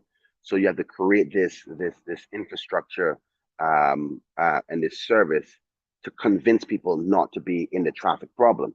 So you want safety. Some people, I've heard expressions of, boy, I don't want to go on a bus. The type of environment sometimes you hear about inappropriate language because it's not regulated properly. With the bus system, the public transportation system right now being individually owned, there's no proper umbrella of regulation under an authority or under a company where they can have employee policies of how you carry yourself, the kind of customer service you give, reliability, and penalties for not making your stops on time, not breaking the law in respect to traffic, upkeep of the vehicles, and so forth. These are small things you don't think about that you see in other systems. So if you say you take the bus here in the Cayman Islands and you take the bus in the UK, what's the difference? And it's the examination of all the things structurally together that gives that comfort as well as the affordability of it. And that's where I was talking about the subsidy that may be needed from government. I hope it is not much, but I suspect based on our population of just over 70,000, not everybody's going to take the bus. I wish that was the case, because we can have a more clean environment by way of our air, but it's not even practical to have everybody. But what percentage can we use, and whether that's an affordable model? Our ultimate goal is see it as an investment to reduce the other problem of traffic. If we can have a reliable system, maybe we don't have to spend so much money on building more roads. So though it may be some point down in the future where there's a subsidy necessary for an efficient, affordable, safe, functioning transportation system, it will be seen as an investment, not an expense, because you get the benefits in other places where you don't have to spend the money. There's another point that I want to highlight that you suggested about the difference in the Cayman Islands and other jurisdictions. Say, for instance, we're not very mountainous, so we don't have to go up and down around hills and mountains. Cayman is very flat. But the unique thing about this conference that is beneficial to the Cayman Islands is that, very similarly, we haven't had structured planning for our road systems. Most Caribbean islands kind of just, for the last 50 years or 100 years, didn't have what you find in the United States, where there's parallel roads and planning from 100 years ago, where the systems are put in place. So how do you get around implementing a new transportation system with an ad hoc road infrastructure? Now, ad hoc as of the last 15 to 20 years. We're trying to make sure that it's more thought out now, moving forward in this day and age in respect to our road infrastructure. But before that, the little side roads that we make, they can be in S's, they can be in 8s, they can be straight, they could be bent. So with that in place, how do you put in an effective, reliable transportation system with that? And because many of the Caribbean islands have that same problem, they would have gone through that exercise already, found where the pitfalls are, find where the successes are. And that's the part that is valuable and the learning curve of networking with other agents, other ministers, other members of government, other technocrats. And that's what we want to learn when we go there, so that when we do our execution of a new transportation system, that we can be successful with minimal pitfalls. All right. Well, thank you so much for that, Minister. And just a quick correction on the press release from the Premier's office. My apologies to Miss Tammy. It seems that I actually read it incorrectly. So here we are. I saw mark the 20th anniversary. It's important to read every single word, folks. I didn't read the bit before that says in 2 years' time. So reading this on the fly. So they did get it right. It is 18 years. I saw, oh, we're marking the 20th anniversary. Well, it says in 2 From years. now? I know. So yeah, it is a little bit weird because I would have thought we would just say, here we are 18 years in and blah, blah, blah. But it says in 2 years, we will mark the 20th anniversary. So they weren't actually saying that this is the 20th anniversary. So thank you so much, folks. I had to look at it again and someone said, no, it actually says in 2 years time. So that's why the brain was a little bit confused, but Ms. Tammy got it right. So thanks for that. So just a few comments that are coming in, folks. Please don't forget that you can call into the program at any time. The telephone number 936-BOBO, that's 936-2626 is the phone number. Do join us if you have a comment or question about this. And we're going to talk about other things that fall under the minister's remit. So Jonathan says, don't worry. I'm sure by September, when gas is $10 a gallon, there'll be a lot less cars on the road. He's probably right. Well, that's probably the only benefit to the fuel prices going up. I tell you, Aliano says there are many issues. It comes down to the need of people driving for transportation's sake. He also says inner city movement is bogged down by oversaturated vehicle density, and the heavy choke points of traffic in and out of Georgetown need to be eliminated. So is there any consideration being given, Minister, to the reduction of vehicles in our roadways? Because yes, public transportation is important, but are there any other measures that are being considered on how to control the flow of traffic here in the Cayman Islands? Yes, of course there is. And I was just explaining to my colleagues the other day on what my thinking is as transport minister. How do we get to resolving the traffic problem? And I think it falls in 5 particular areas.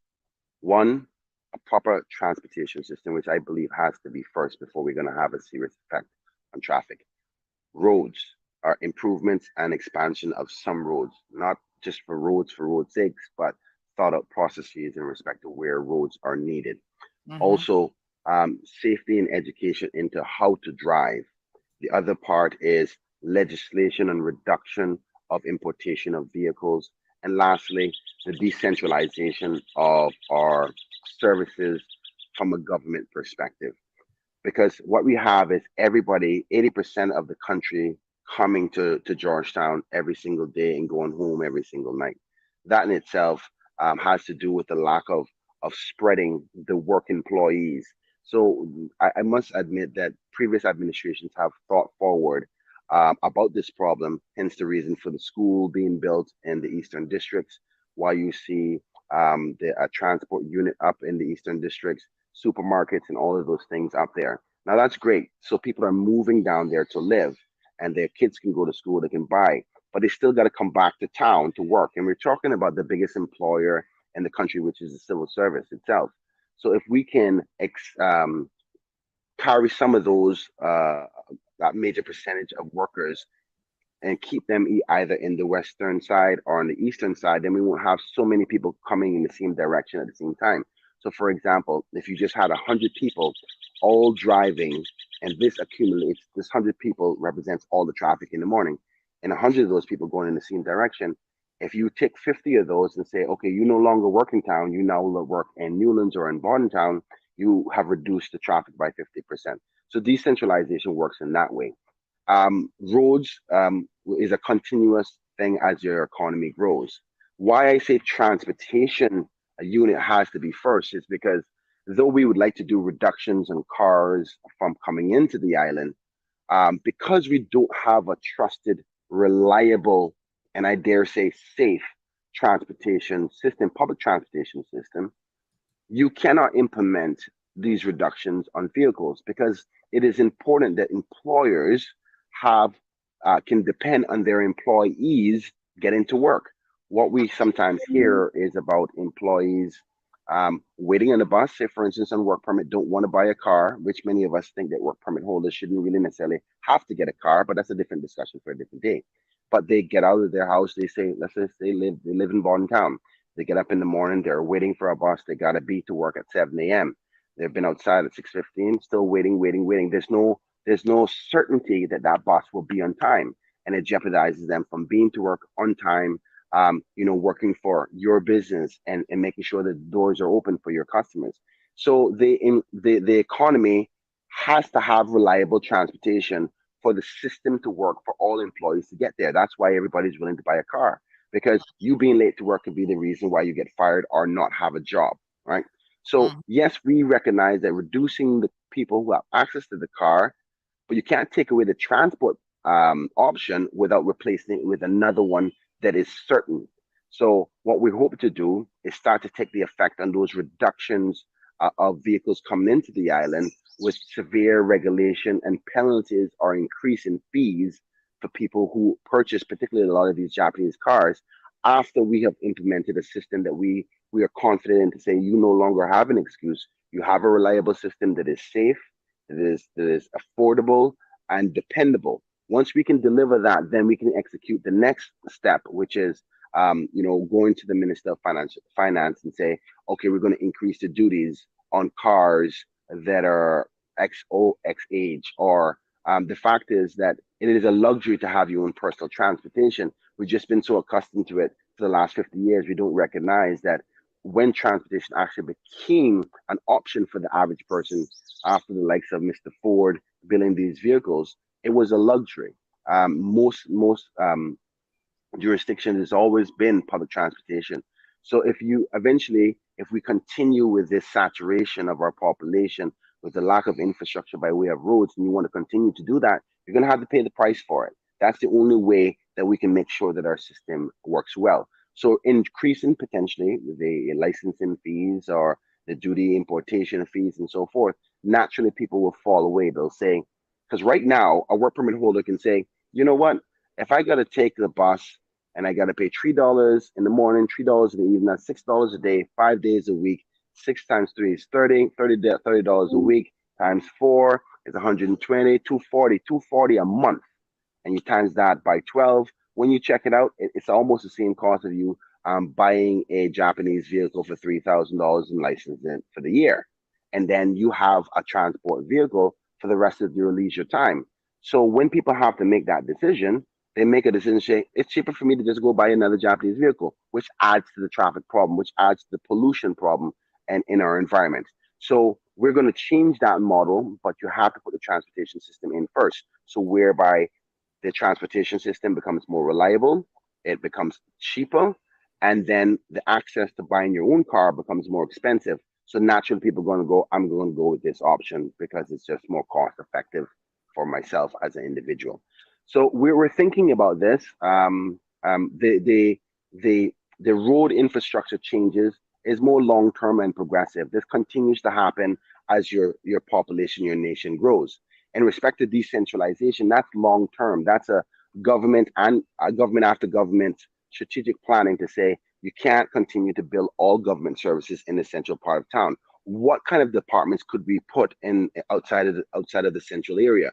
Could we put public works? Can NRA go there? Can customs be outside? So all the people who are coming into work are not coming straight to the central district. So that's long term. Roads is long term. Driver education and safety can be short term. That could be something that's constantly done by DVDL. The regulations for car importation, that happens after the transport system. So I personally believe that we will not be able to have the dent that we want on traffic until after we've implemented a reliable, safe, and affordable transportation system, which this government, through me as minister, hopes to implement by 2024. So, but we will continue to try to attack it as much as we can by road improvements. As you can see, the Honorable Minister J.E. Banks has done a wonderful job so far with just the small little changes they have made on the Linford bypass. And you can see it's starting to alleviate a lot of pressure already, and people are talking about it. Yes, so he will continue to. Yeah, Sorry, I'm go ahead. surprised because my aunt said yesterday that she lives off of Crew Road, and before it would take her like 45 minutes, an hour from Walker's Road to get home in the evenings. And now she said it's like 10 minutes because of the minor changes that have been made by adding those additional lanes onto that area of the bypass, the end of the Linford Pearson. So truly amazing. We do have a caller who's on the line, and then some comments, and then I think Jared might have a question or two as well. Jonathan says it's going to be a luxury to have your own car. It's going to be a luxury to eat steak, and soon it's going to be a luxury to have 2-ply toilet paper. Woo, honey child. Let's not go there yet. Good morning, Denny. How are you? Thank you for calling the program. Good morning. How are you doing? Beautiful. How are you? Good. Mr. Bryan, I just understood you to be saying that the way you're going to make public transportation affordable is by raising the cost of other transportation. No, well, there's two different things. Personal transportation and public transportation is two different things, right? And I didn't say raising the cost of personal transportation is going to be the way to benefit and make it affordable for public transport. What I actually said was making government potentially having to subsidize it to make it more affordable. That's what I said.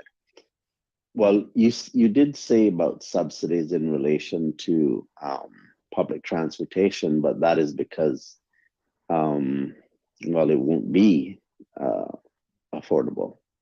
And so what you then went on to say is that the second phase of what you would do is be to raise the cost of owning a personal car.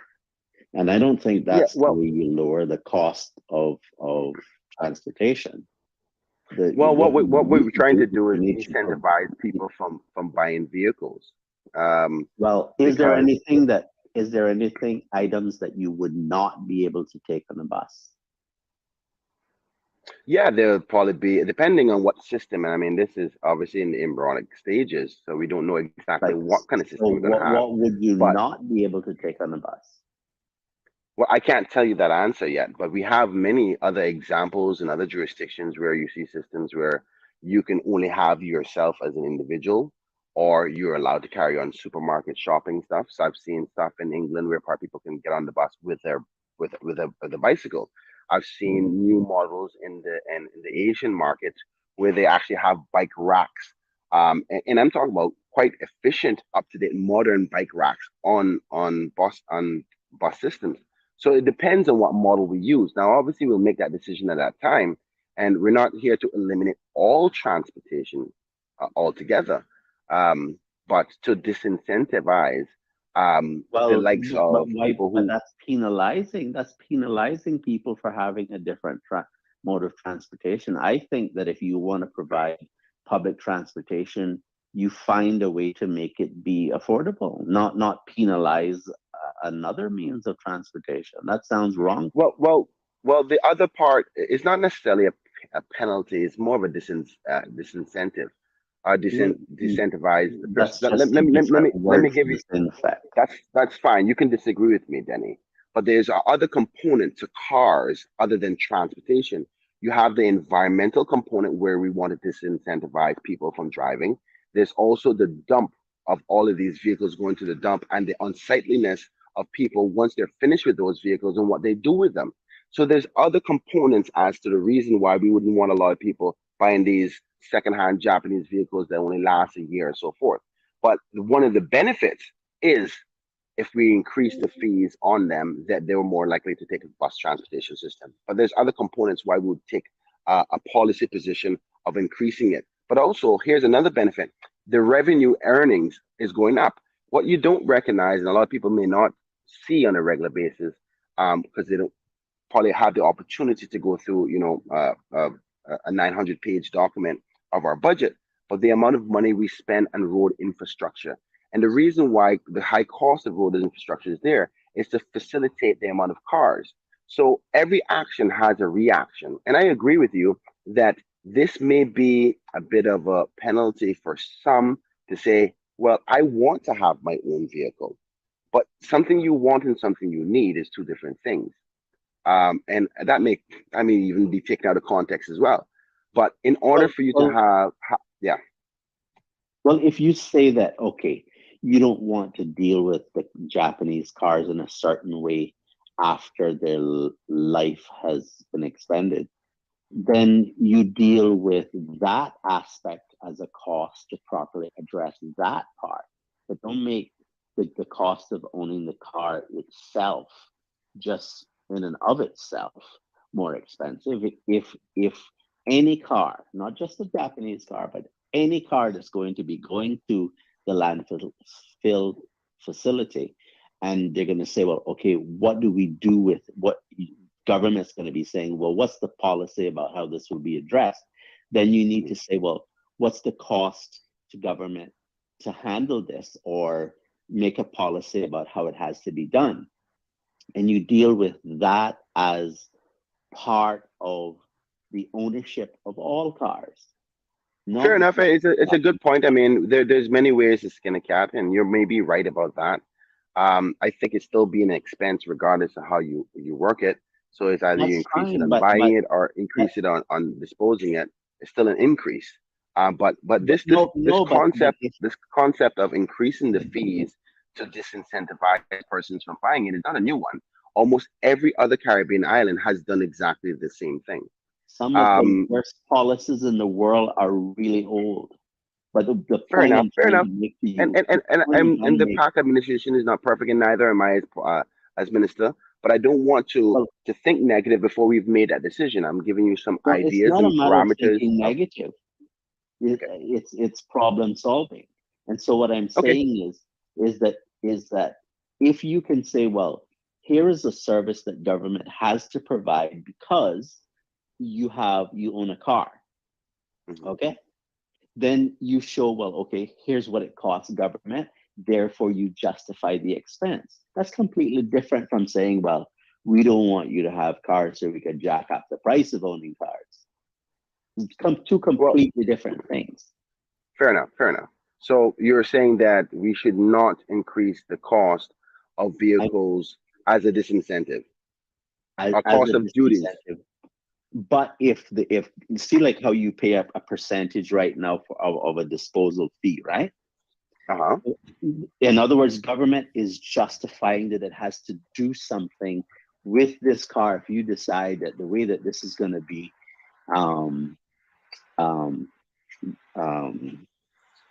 transferred out of your name, and then it's going to end up in a landfill, and government say, well, here's just what it's going to cost me if you choose to do it that way. That's a valid argument to say, well, government's going to incur such and such a cost, so we're going to have to charge for that type of service. That's fine. That's legitimate. But what isn't legitimate is saying, we want you to all get on the bus so we can make owning a car more expensive just to get you on the bus. And then when you get me on the bus, then you tell me I can't carry my gun on the bus. And we can examine those different options and make that decision then. It's a model that has been used, and I must say that it's one of the first.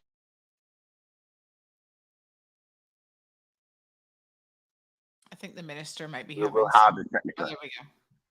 Yeah, you were just pixelated for a second, but it looks like you're back now. All right, Denny, well thank you. Thank you for those comments. All right, take care. Okay, all right, my dear. All right, we do have others, and of course you can call in as well. All of your voices are important, and I'm sure the minister wants to hear from you. 936-2626. Jared has a question or comment for the minister. Yes, morning Sunday, morning CMR, morning. Try to keep your comments to maybe one or two.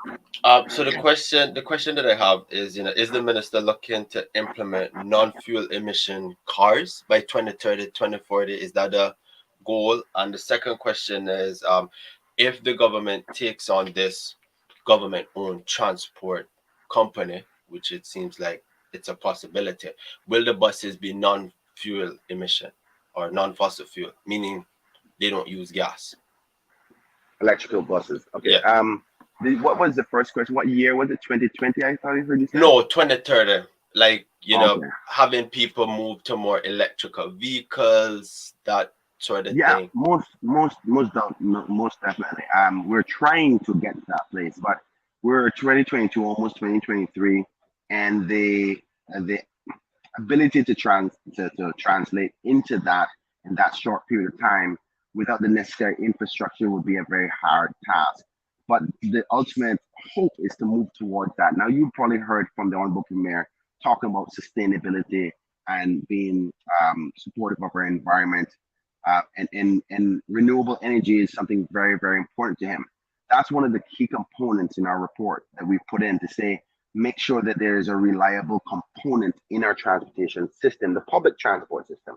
Now, whether or not we will take a policy to incentivize persons to buy cars that are electric is already started from many administrations before. So right now, you can actually buy a fully electric vehicle with no duties at all up to a certain amount. So this is not only this administration, I think it's progressively across the world that people are trying to move to renewable energy transportation. And that's why I'm happy about going to Barbados, because Barbados is one of the jurisdictions who have put in the infrastructure necessary for their public transportation system, not personal transportation system, to do renewable transportation for buses. So yes, we want to get there. It's going to be a long-term exercise. It happens only when the affordability and the timing of the public and the science and development of technology grows. So one of the things you may see with Elon Musk is that he is trying really, really hard to make the battery last longer and be more affordable. The quicker the science moves to that, the quicker any jurisdiction can move forward to that. We want it, but we can't, like Denny had said, we can't force the public to do something they can't afford, because most electric vehicles are pretty expensive, and the more infrastructure is placed and from a government standpoint and the public standpoint, like charging stations, then we can expect people to say, no, now you have enough transportation or charging stations. You don't have the excuse to use fossil fuel. The UK is probably one of the most strongest jurisdictions on pushing, enforcing at a cost, I dare say, forcing people to get into renewable transportation. But they themselves had to pull back on some of the things they did because they realized they don't have enough infrastructure for charging stations. Even if the public did buy electric cars, there's just not enough charging locations. So it's the management of the timing of all the different elements that make the big picture of transportation at a renewable level. So, but to answer your question, we hope to get there. When exactly is actually up to a number of factors. And the last supplemental question that I had, the successful bidder, did they give an estimate on how much it would cost to do the report? Because I know they're doing a report because... Yeah, it's unfortunately pretty expensive because the transportation strategy as well as the tourism, long-term cruise tourism strategy has been put together as one document because much of the information is reliable on the other. So long-term cruise tourism strategy is dependent upon how your bus system works. How do you move passengers and customers around the island? Why is it that they all go to 7 Mile Beach? Is it because there's not a bus transport to go east? So we thought that it'd be good that one agent or one company do both reports. And unfortunately, it's over $300,000 for both reports. Now, I know that sounds like a lot. And funny enough, when you say that, and I'm happy to have this discussion today, because we could have done the report in-house within government for, say, $80,000. But as I was explaining to my colleagues, listen, this is going to be a very sensitive topic, particularly with tourism and transportation, and what recommendations we come up with.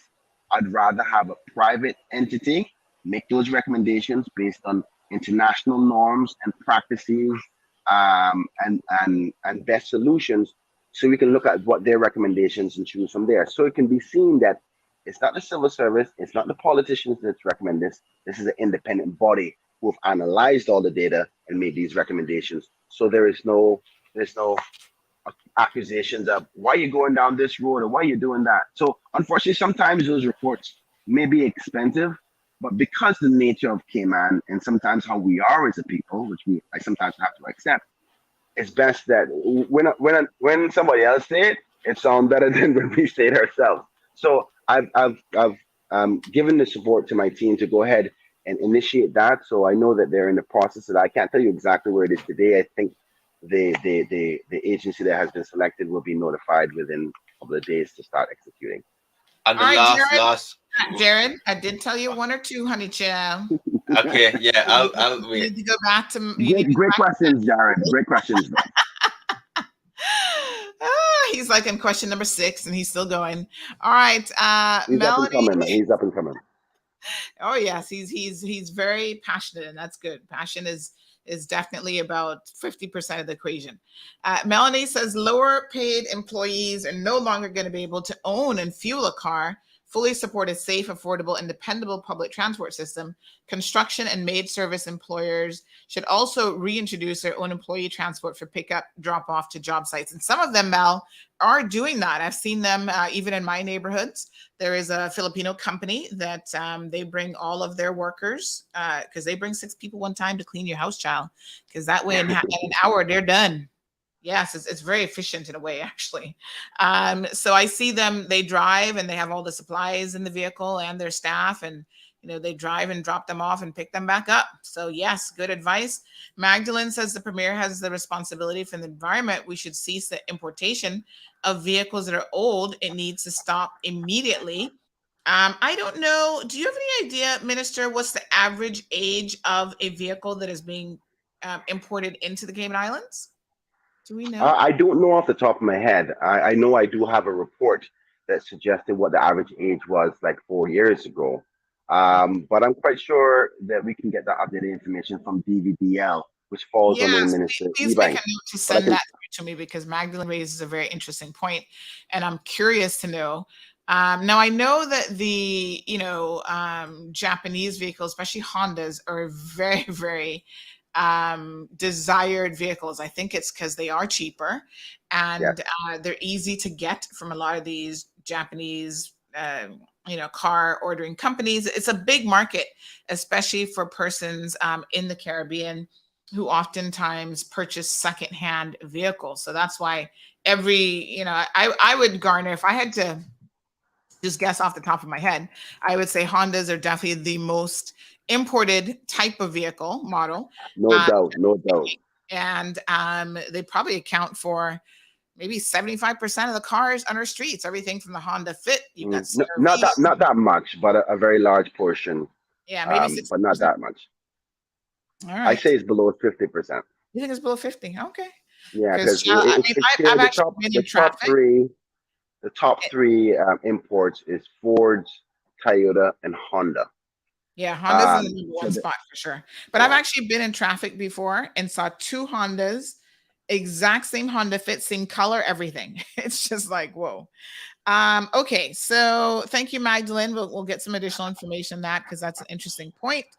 And of course, one of the reasons why the Japanese market is so interesting is because in that country in particular, they don't allow old vehicles on their roads. So they get rid of vehicles. I forget how many years you can have it, maybe 4 or 5 years, and then you can't have it anymore. So it becomes, it has opened up a secondhand used market for the Caribbean region, because most Caribbean cars allow people to import these older model vehicles, where in Japan themselves, they don't do it. They change out vehicles quite easily. There was a special that I was watching some months ago about that, and it's a very, very interesting concept. Anyway, Sherry Ann shares that work permit holders should not be able to import vehicles due to the fact that they import 2 or 3 vehicles and they sell 2. Sad. So maybe even, if you're going to import a vehicle, which a lot of people are doing this as a side hustle as well. I see a lot of, people who are like, and listen, some of y'all are getting in trouble with this because you're ordering vehicles from people that you don't know anything about them. They're like, oh yeah, I can order your vehicle.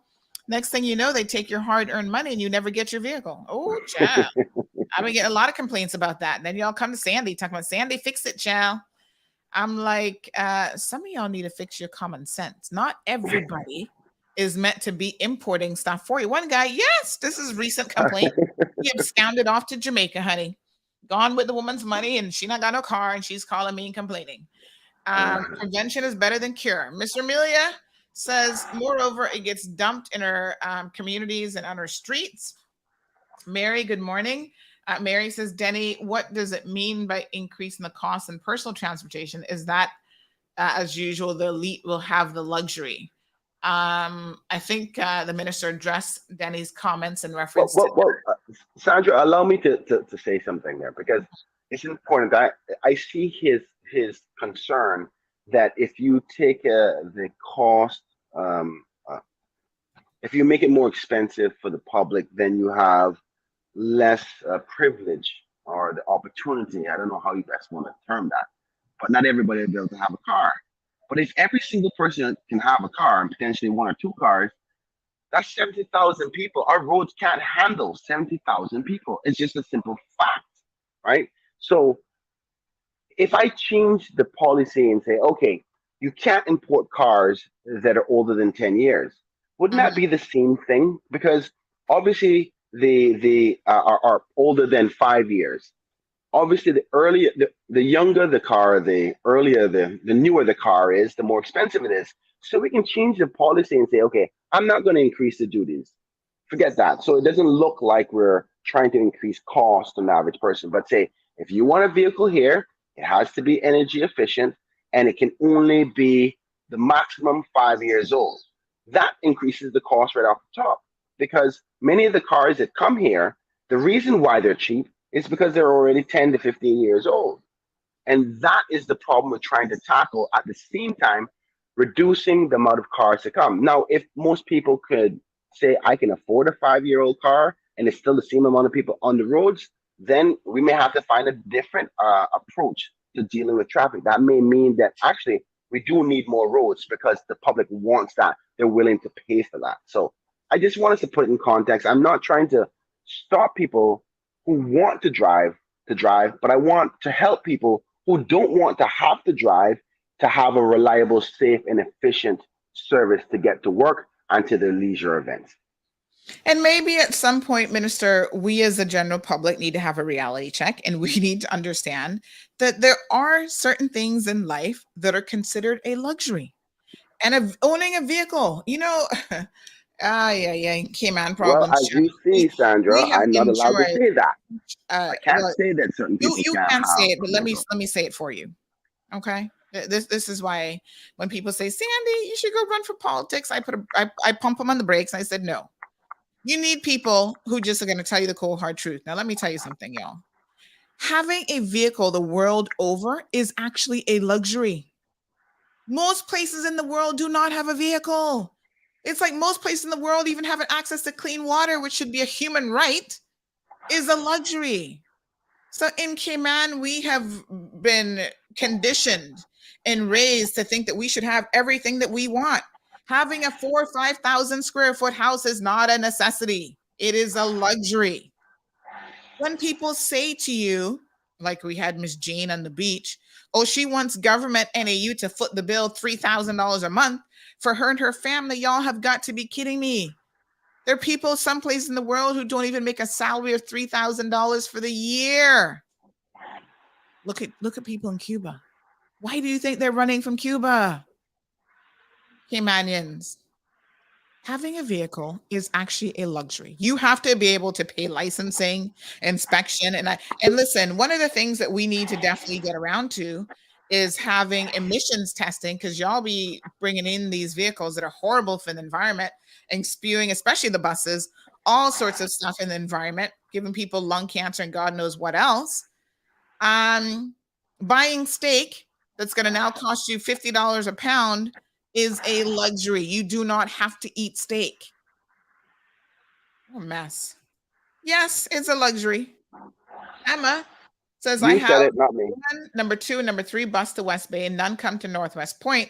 They all go through Watercoast Road, and we live in Northwest Point. We have to walk to Watercoast Road to get a bus. Something should be done about that. And speaking of bus, we are going to join Jean here in a second. Minister, I'm just going to ask you to bear with us because we do. We're going to do a little bit of a live, pulling a live stream. But someone was messaging me, ironically, just a couple of days ago, or not a couple of days ago, yesterday, about the bus fares, and they're trying to understand the bus fares and how they work, because they're like, there doesn't seem to be any uniformity in what they're being charged.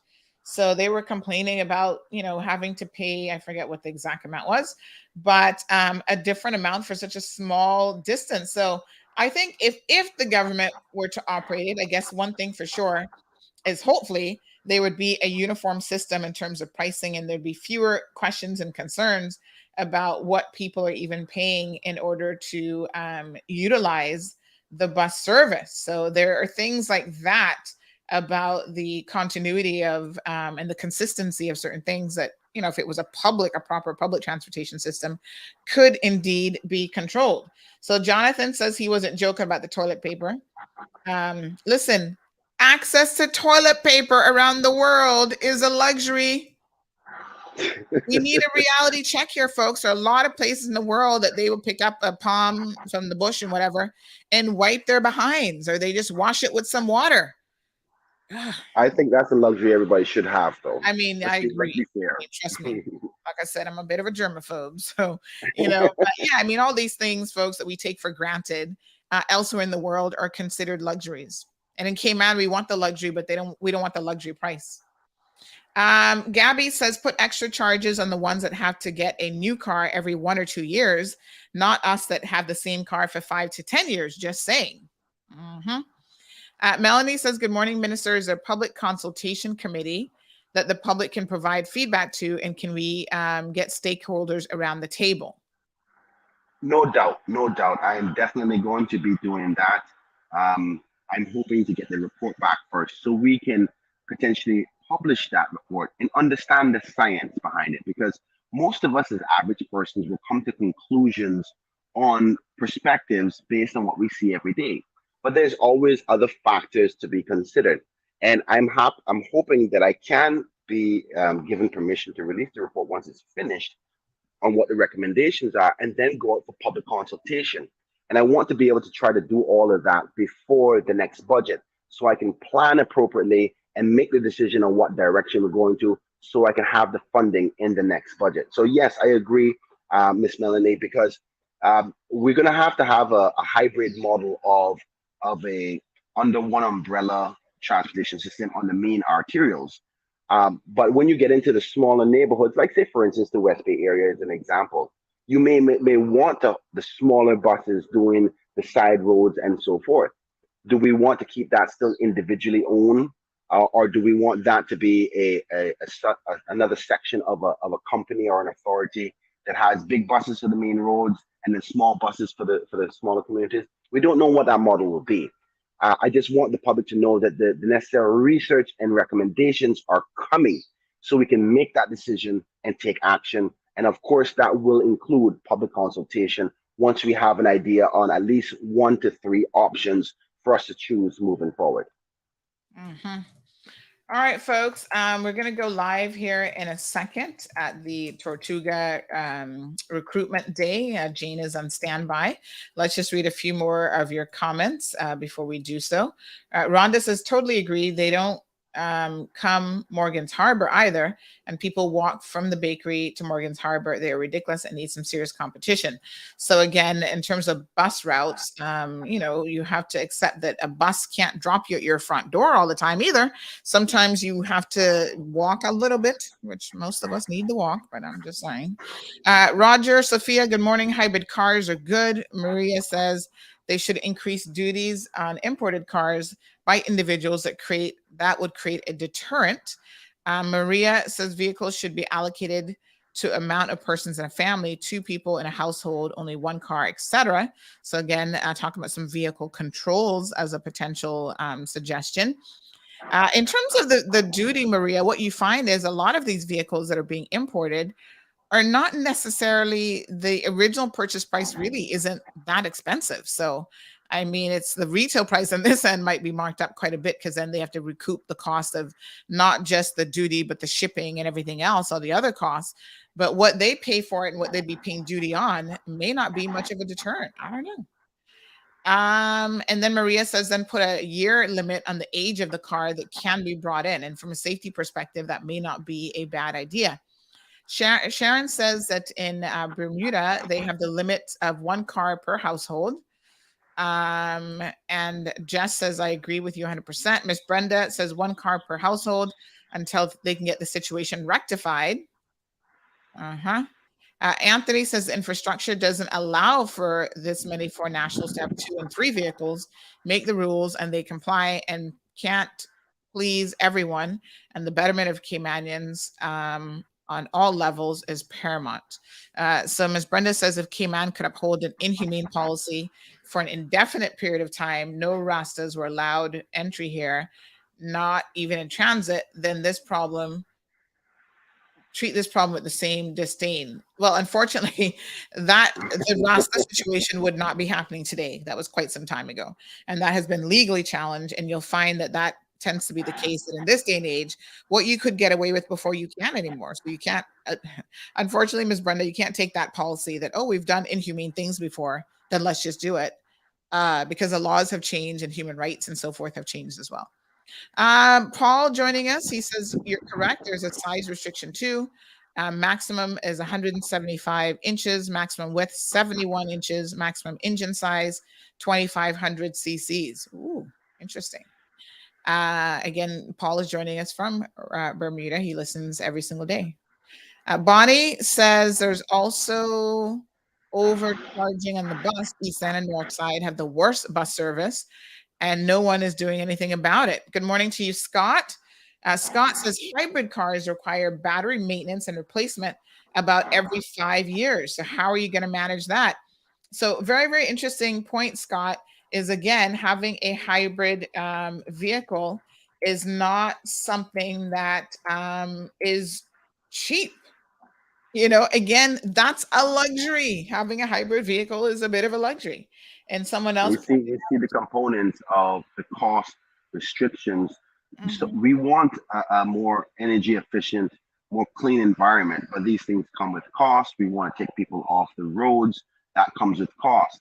But I'm glad to see many of the comments that you're suggesting are recognizing and supporting that there has to be some restrictions.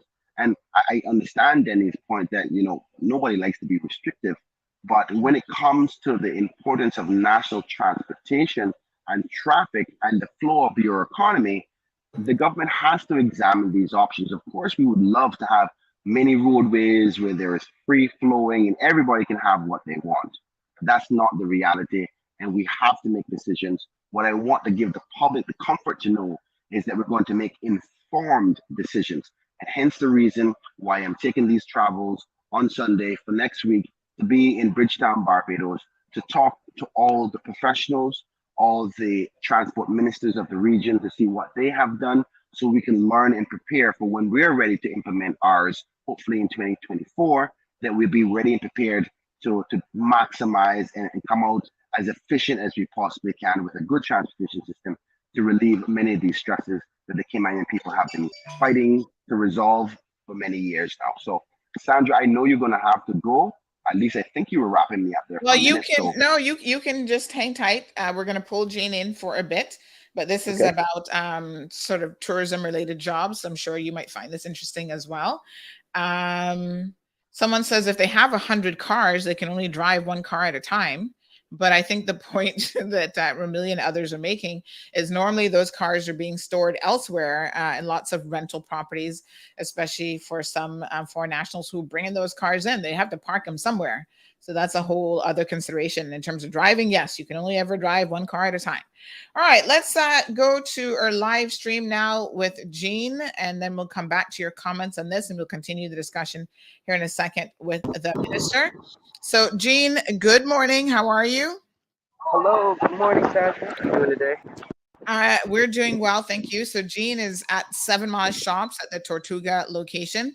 They're having a job recruitment fair this morning. So again, they're looking for a variety of different jobs to fill. So he's going to just show us in real time, live and direct, what is happening. Is looking for you guys to stop in. So good morning. Some people don't want to be seen. They look like they're camera shy. I know. Okay. All right. Don't be camera shy, Tortuga folks. So where's Mr. Dario? We have Dario right here. How's it going? Hi, Dario. Good morning. Oh, gosh. No, I think you're going to have to just give him the mic and then just relay the questions to him.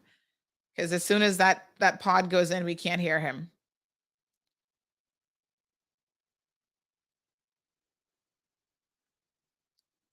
All right, we'll get it sorted out. So the AirPods doesn't work with the mic system, is what it seems like. Yes. All right. So just give him the microphone so that we can hear him properly. All right. Can you guys hear him now? Yeah, I can hear you. Yeah, we can hear him now. There we go. Can you hear me? Yep. So Dario, good morning. You guys are at the job fair this morning, the recruitment day at Tortuga. Tell us a little bit about what you're doing there today and what this initiative is all about. Yeah, so obviously the recruitment day is a huge initiative specifically for our Caymanian people. We want to be able to give jobs to our Caymanians. Obviously anybody can come and apply, but this is definitely geared towards our local people. We're out here from 7 to 12 all day. We're taking applicants from 6:45. There are people camping out before we even started. We want to get as much people for delivery drivers, sales reps, merchandisers, sidemen. A host of positions are available for anybody to come out and apply for a job today. Okay, so we're having a little bit, we can't quite hear you clearly, I think, because of the wireless device, but essentially, I think you were saying that it's a recruitment day for the Tortuga organization, and you have a number of positions, everything from retail to drivers and other positions that you have available. And this is just an opportunity for Caymanians in particular to come out and participate in, the job fair if they're looking for employment opportunities. So can you tell us what active roles you have that are open as we speak that you're looking to fill?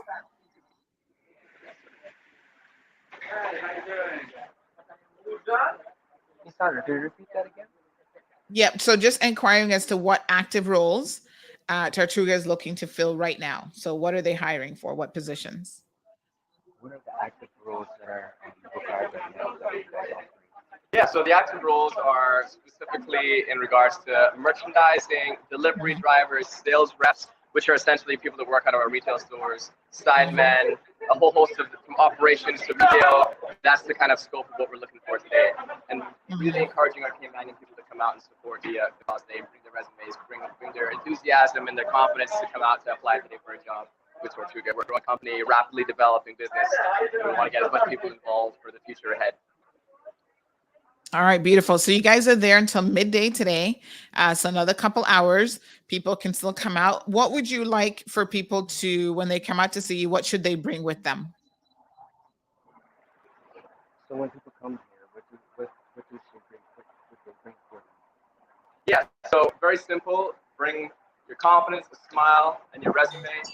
Come with enthusiasm. Come ready to work. Come bring that energy in. Bring in your everything else you need as far as any credentials. That's all you need right now. Paperwork, resume. You got to come out and apply. We have seating areas for people that come to apply. We have interview sections going on separately as well. We're doing all of it right now to save you the time to come into the office later. All right, so folks, walk with your resume, walk with your A game, a smile on your face. You're a superstar when you go in there looking for a job, and make sure that confidence is exuberated, across to the individuals who are there. So they've got a team of persons at the table at their Tortuga location store at 7 Mile Shops.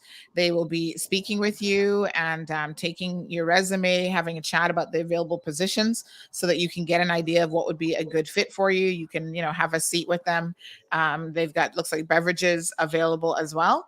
And they're happy to tell you about all the jobs that they have available at Tortuga, which includes store sales reps, warehouse staff, delivery drivers, and even some stuff on the admin side. So again, Tortuga has taken the initiative today, folks, to conduct a recruitment day, and they are looking for superstars 7 a.m. until 12 p.m. They're there today, June the 1st, at the Tortuga location in 7 Mile Shop. So Dario, thank you so much for taking the time out of your morning and your recruitment efforts to just speak with us briefly so that people can get a real-time view and insight into what's happening there.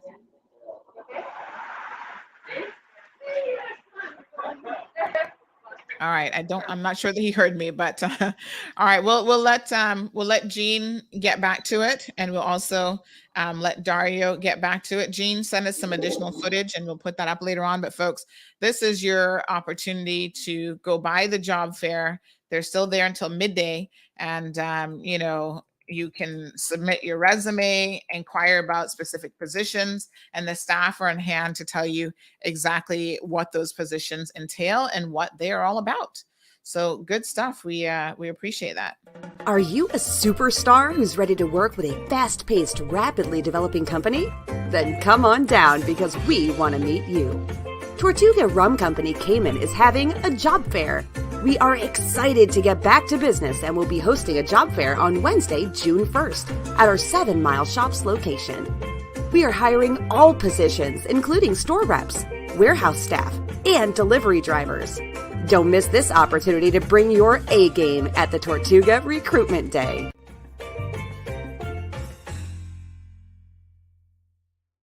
Get out there, get it done. That would be my best recommendation to all of you. Thanks again, Jean and the Tortuga staff. Minister, are you still with us? Yes, I am. All right, beautiful. As you can see, we're busy here in CMR these days, honey chill. Oh, yes, my apologies. We do have Eddie who is on hold. Eddie, my apologies. I almost forgot you were there. Morning, Sandra, and morning to the minister. Good morning, Bobo. How you doing? Good morning, Eddie. I'm doing all right. Are you Good back? morning, good Are you morning. back on island, by the way? I saw you were traveling all over the world. Kind of, but Okay. down with the COVID after effects has got me down. So excuse me if I start breaking off in a cough. COVID? You caught the COVID? Oh, in the middle of traveling between the U.S. and Europe, yes. Oh, so And, sorry to hear that. It is what it is. It's a chance you take, and you have to deal with the Yeah. consequences.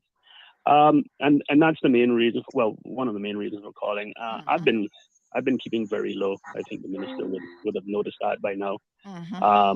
Publicly, I have retracted from everything in quite frankly, a complete disappointment of what I've seen going on with my country. And there's only so many times I'm prepared to bang my head against the wall. But given that I have just been traveling substantially throughout the U.S. and Europe, I'm going to restate for the millionth time what I know the minister knows.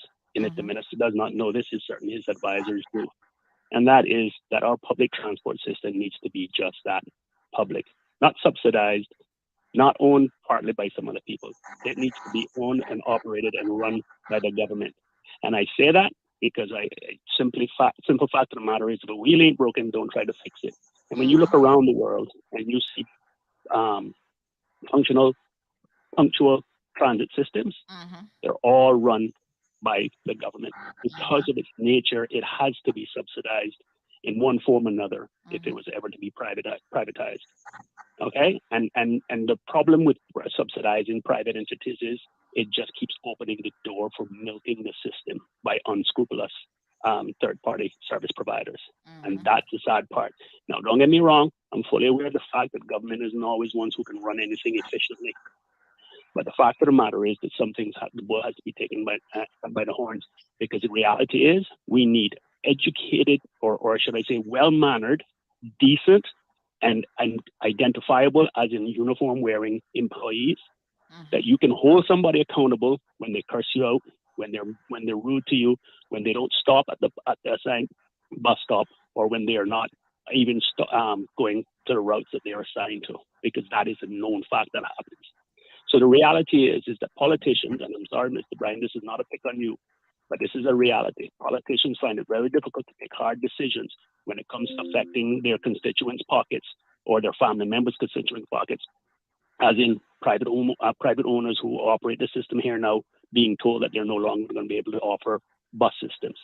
We have to grab the bull by the horns. And the reality is we do have to do something with our traffic. And the fact of the matter is that we are still, to this day, building highways and not a single indentation into the side of the roads for a bus to pull off of.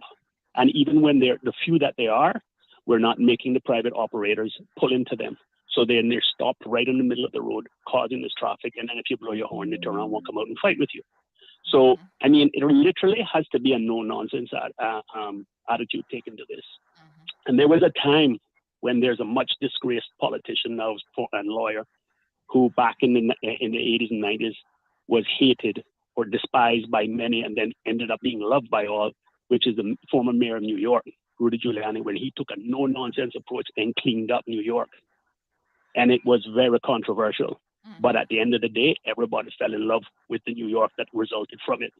Now, that I use that as an extreme, and maybe that wasn't the best example given the state of disarray his life is in now. But my point is if you think back to when he did what he did, the reality was that New York was a much better place after many people screaming and crying foul.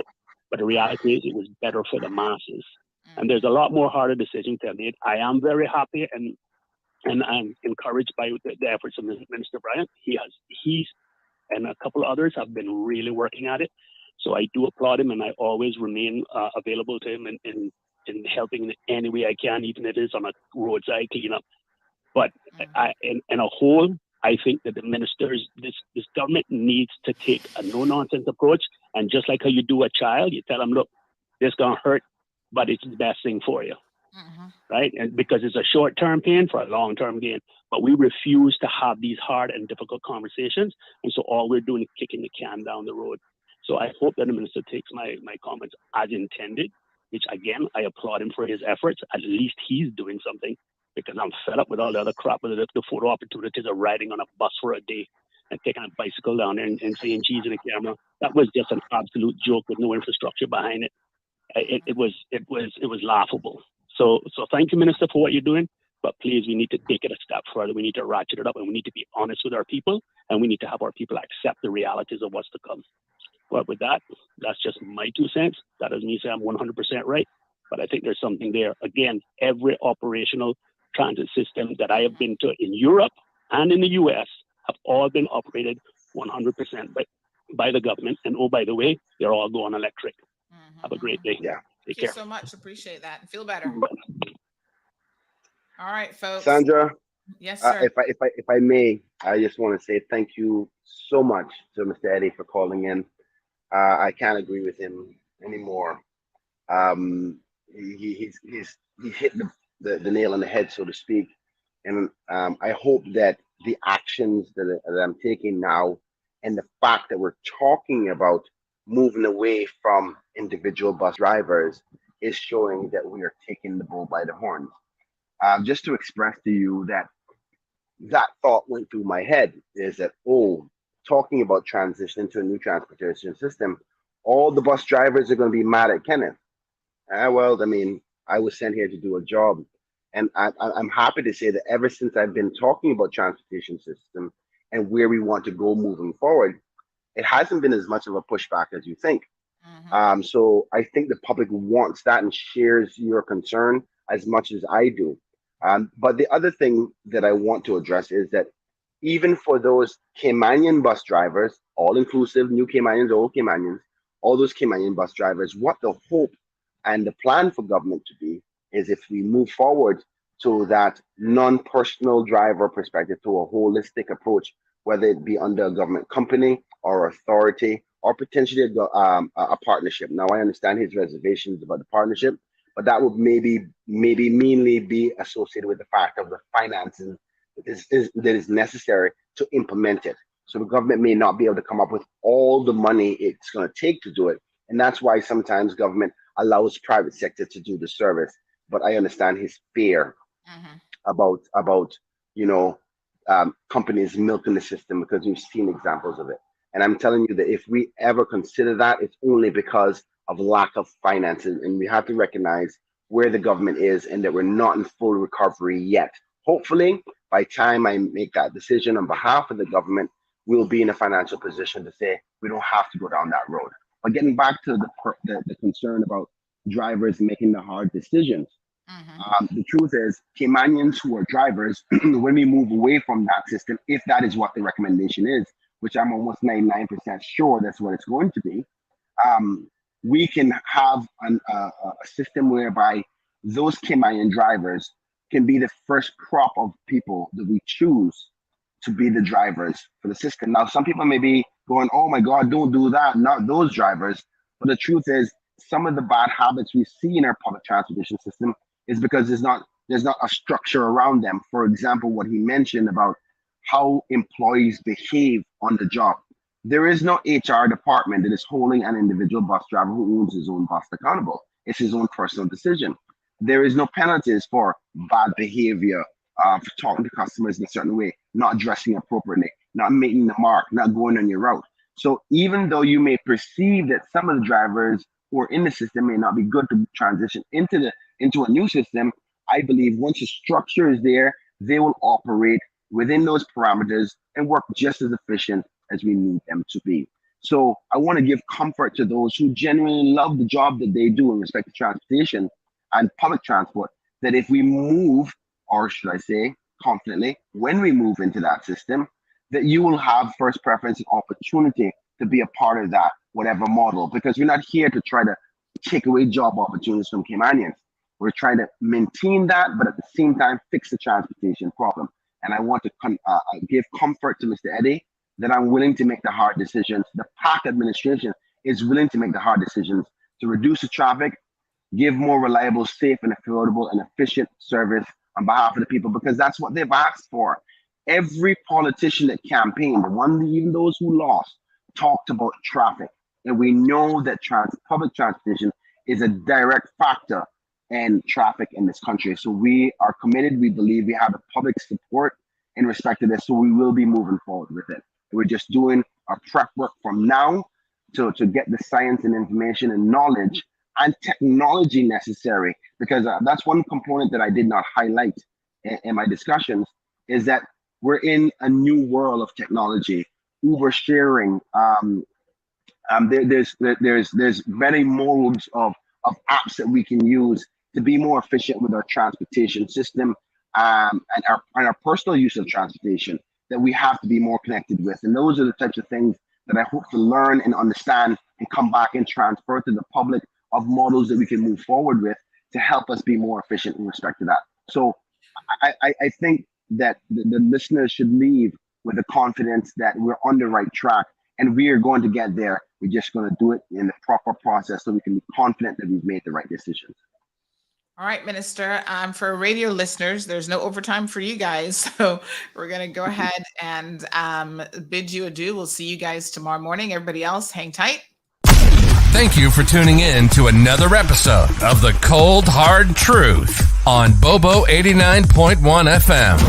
Cayman's #1 talk show is live weekdays from 7:30 a.m. Never miss an episode again. Watch anytime on CMR's Facebook and YouTube channels for the latest show episodes. Don't forget to follow us online on our social media channels and visit CaymanMarlRoad.com for all the latest news and community happenings.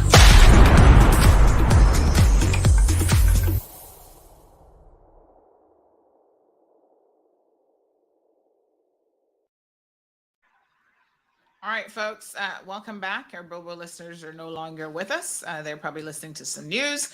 We'll continue just a few more comments and then we'll allow the minister to leave. So thank you, Denny, for that comment. I think the difficulty is when you actually when you're conducting an interview, because obviously you've got more than one person trying to actually share the iPods remotely. So that might be a little bit different, but yeah, we're still playing around with some of the ways in which to bring remote callers and stuff in. We just have a mic system, lapel mic system that has proven thus far to be pretty reliable in terms of picking up audio, but we'll continue to tweak these things. So appreciate your feedback there, Denny, about the AirPods. Ms. Brenda says building more roads is not the remedy or answer to this traffic disaster. It's adding to the problem. Anthony says take the bull by the horns. It's not a friend business. In agreement with Eddie's comments. Jess says, thank you, Eddie. Gabby says, in regards to more roads, when is the Newlands arterial going to be continued? So what I can say in reference to that, Gabby, is we'll have the minister of, not the minister, sorry, we'll have the NRA, who is the agency that is responsible for roads and infrastructure, and they can tell us quite a bit about the program. Now, I believe that we have scheduled them to be on the program next week. So just let me confirm that, Gabby, by Monday. And yeah, I'm going to message them right now. I'm able to let you know. So Ms. Brenda says if it's about building more roads and putting proper bus stops for public and especially school buses, so that would be part of the infrastructure system, definitely, that the minister is speaking about. And other people are saying is as it relates to hybrid vehicles, that people need to be properly educated, because they say electric vehicles, pass this on to Kenneth, electric is not all what Uncle Joe is claiming it to be. Exactly. And JDMs are desirable because they have an acceptable degree of quality and are very reliable. And I think it was Scott who made a comment earlier as well about there is no proper way of disposal of electric and hybrid car batteries. So you're trying to, on the one hand, help the environment, or at least help your pocket with electric and hybrid vehicles, but there's no waste to energy option or disposal method for these batteries. So then you're adding to the environmental impact and the landfill and so on. So food for thought, folks. There's a lot that happens. Like I said, nothing is ever as easy or superficial as it looks. You got to dig deep and make sure that you get the correct information. And so, my hat's off to the government for at least starting the dialogue here this morning, telling us about this conference that he will be attending. Now, Minister, I know that you had a lot more that you wanted to discuss, but unfortunately, time did not permit us to get into any of those things. The time goes by so quickly. So perhaps after you return from your trip, you'll come back on the program and we can talk about the Tourism Association, the tourism element of things, and what has been happening on that front. All right, will do. I will do that. I really enjoyed today's show, but let's leave with some good news. I have an announcement to make. Woo, so, great job. We love my ministry and the Department of Tourism will be hosting the Caribbean Tourism Organization high-level regional conference here in the Cayman Islands in September. Now, what does that mean? That means as Minister of Tourism and all the rest of the ministers across the Caribbean in respect to tourism will meet up in the Cayman Islands to talk about where we are as a region and have some high-level discussions about what have we learned in respect to the COVID effects and what do we need to do moving forward. And also, I would like to announce that the Honorable Miss Mia Motley will be visiting the Cayman Islands in September. We haven't had the final approval yet, but all indications are that she will be attending that from a sustainable perspective, supported by the Honorable Premier. Hold on. Caribbean, yeah. A little applause. I see Jared is still there. He's happy to see that. Jared, does that not warm your heart? Yes, it does. Yes, it does. Beautiful, beautiful. Everybody wants to meet her. We would love to get an interview with her. Ooh, The tea, boy. The tea. That would take CMR to the next level. Stratosphere. Well, I'll do what I can in respect to that and try to see if that can happen. But we will have this conference on the 12th to the 15th of September, and it's intended to include Cayman's industry stakeholders, with the regional ministers, senior executives from all the airlines and transportation industries across the region, as well as international delegates like Miss Mia Motley, and regional and international media here in the Cayman Islands for those days. I'm really excited about this because it allows us to continue to be at the forefront of the things that we do best as tourism and financial services. We've been the gem of the Caribbean. I'm happy to, I'm taking that title because we're always leaders in that respect. And for the Cayman Islands to be chosen as the conference location to bring all the regional leaders to one location to discuss how COVID and the pandemic has affected us from a tourism perspective. There's so much wealth of knowledge that will happen at that conference, and we should be proud of a jurisdiction to be hosting it. And me as minister, I am excited to be the host minister, but also to learn from all of my colleagues about how to make sure that we continue to have a successful and robust tourism system and make sure that we recover back to where we once were before. With that being said, Sandy and the guys, thank you so much for having me on the show, Jared. It was really a good show. I think it was very productive, the information that we talked about, and I look forward to potentially, while I'm over there, if you want to, if we can do a quick video call to keep the people of the Cayman Islands up to date on what we're doing, what we're seeing, and keep them informed, as well as a post-seminar conference meeting to keep the people informed. Sandra, thank you so much. Cayman Islands, God bless you. Have a wonderful day. Thanks, you too. All right, folks, that's the Minister of Tourism and Transport, none other than the Honorable Kenneth Bryan. Again, he is traveling in the coming days to this Congress, this meeting with transportation leaders and experts. He's got his contingents that's traveling with him. And, they're the experts on the civil service side who need to really learn this information. And they'll be meeting up with delegates from around the region. So this is a perfect opportunity for all of us to be involved in the process and to learn. So we would be delighted to hear from the minister and his team while they are there, exactly what they're learning. So folks, thank you guys so much for tuning in this morning. It's a beautiful day here in the Cayman Islands. I spent the last 2 days on the stand. I'm going to tell you all about that when I can. Not quite yet, but soon come.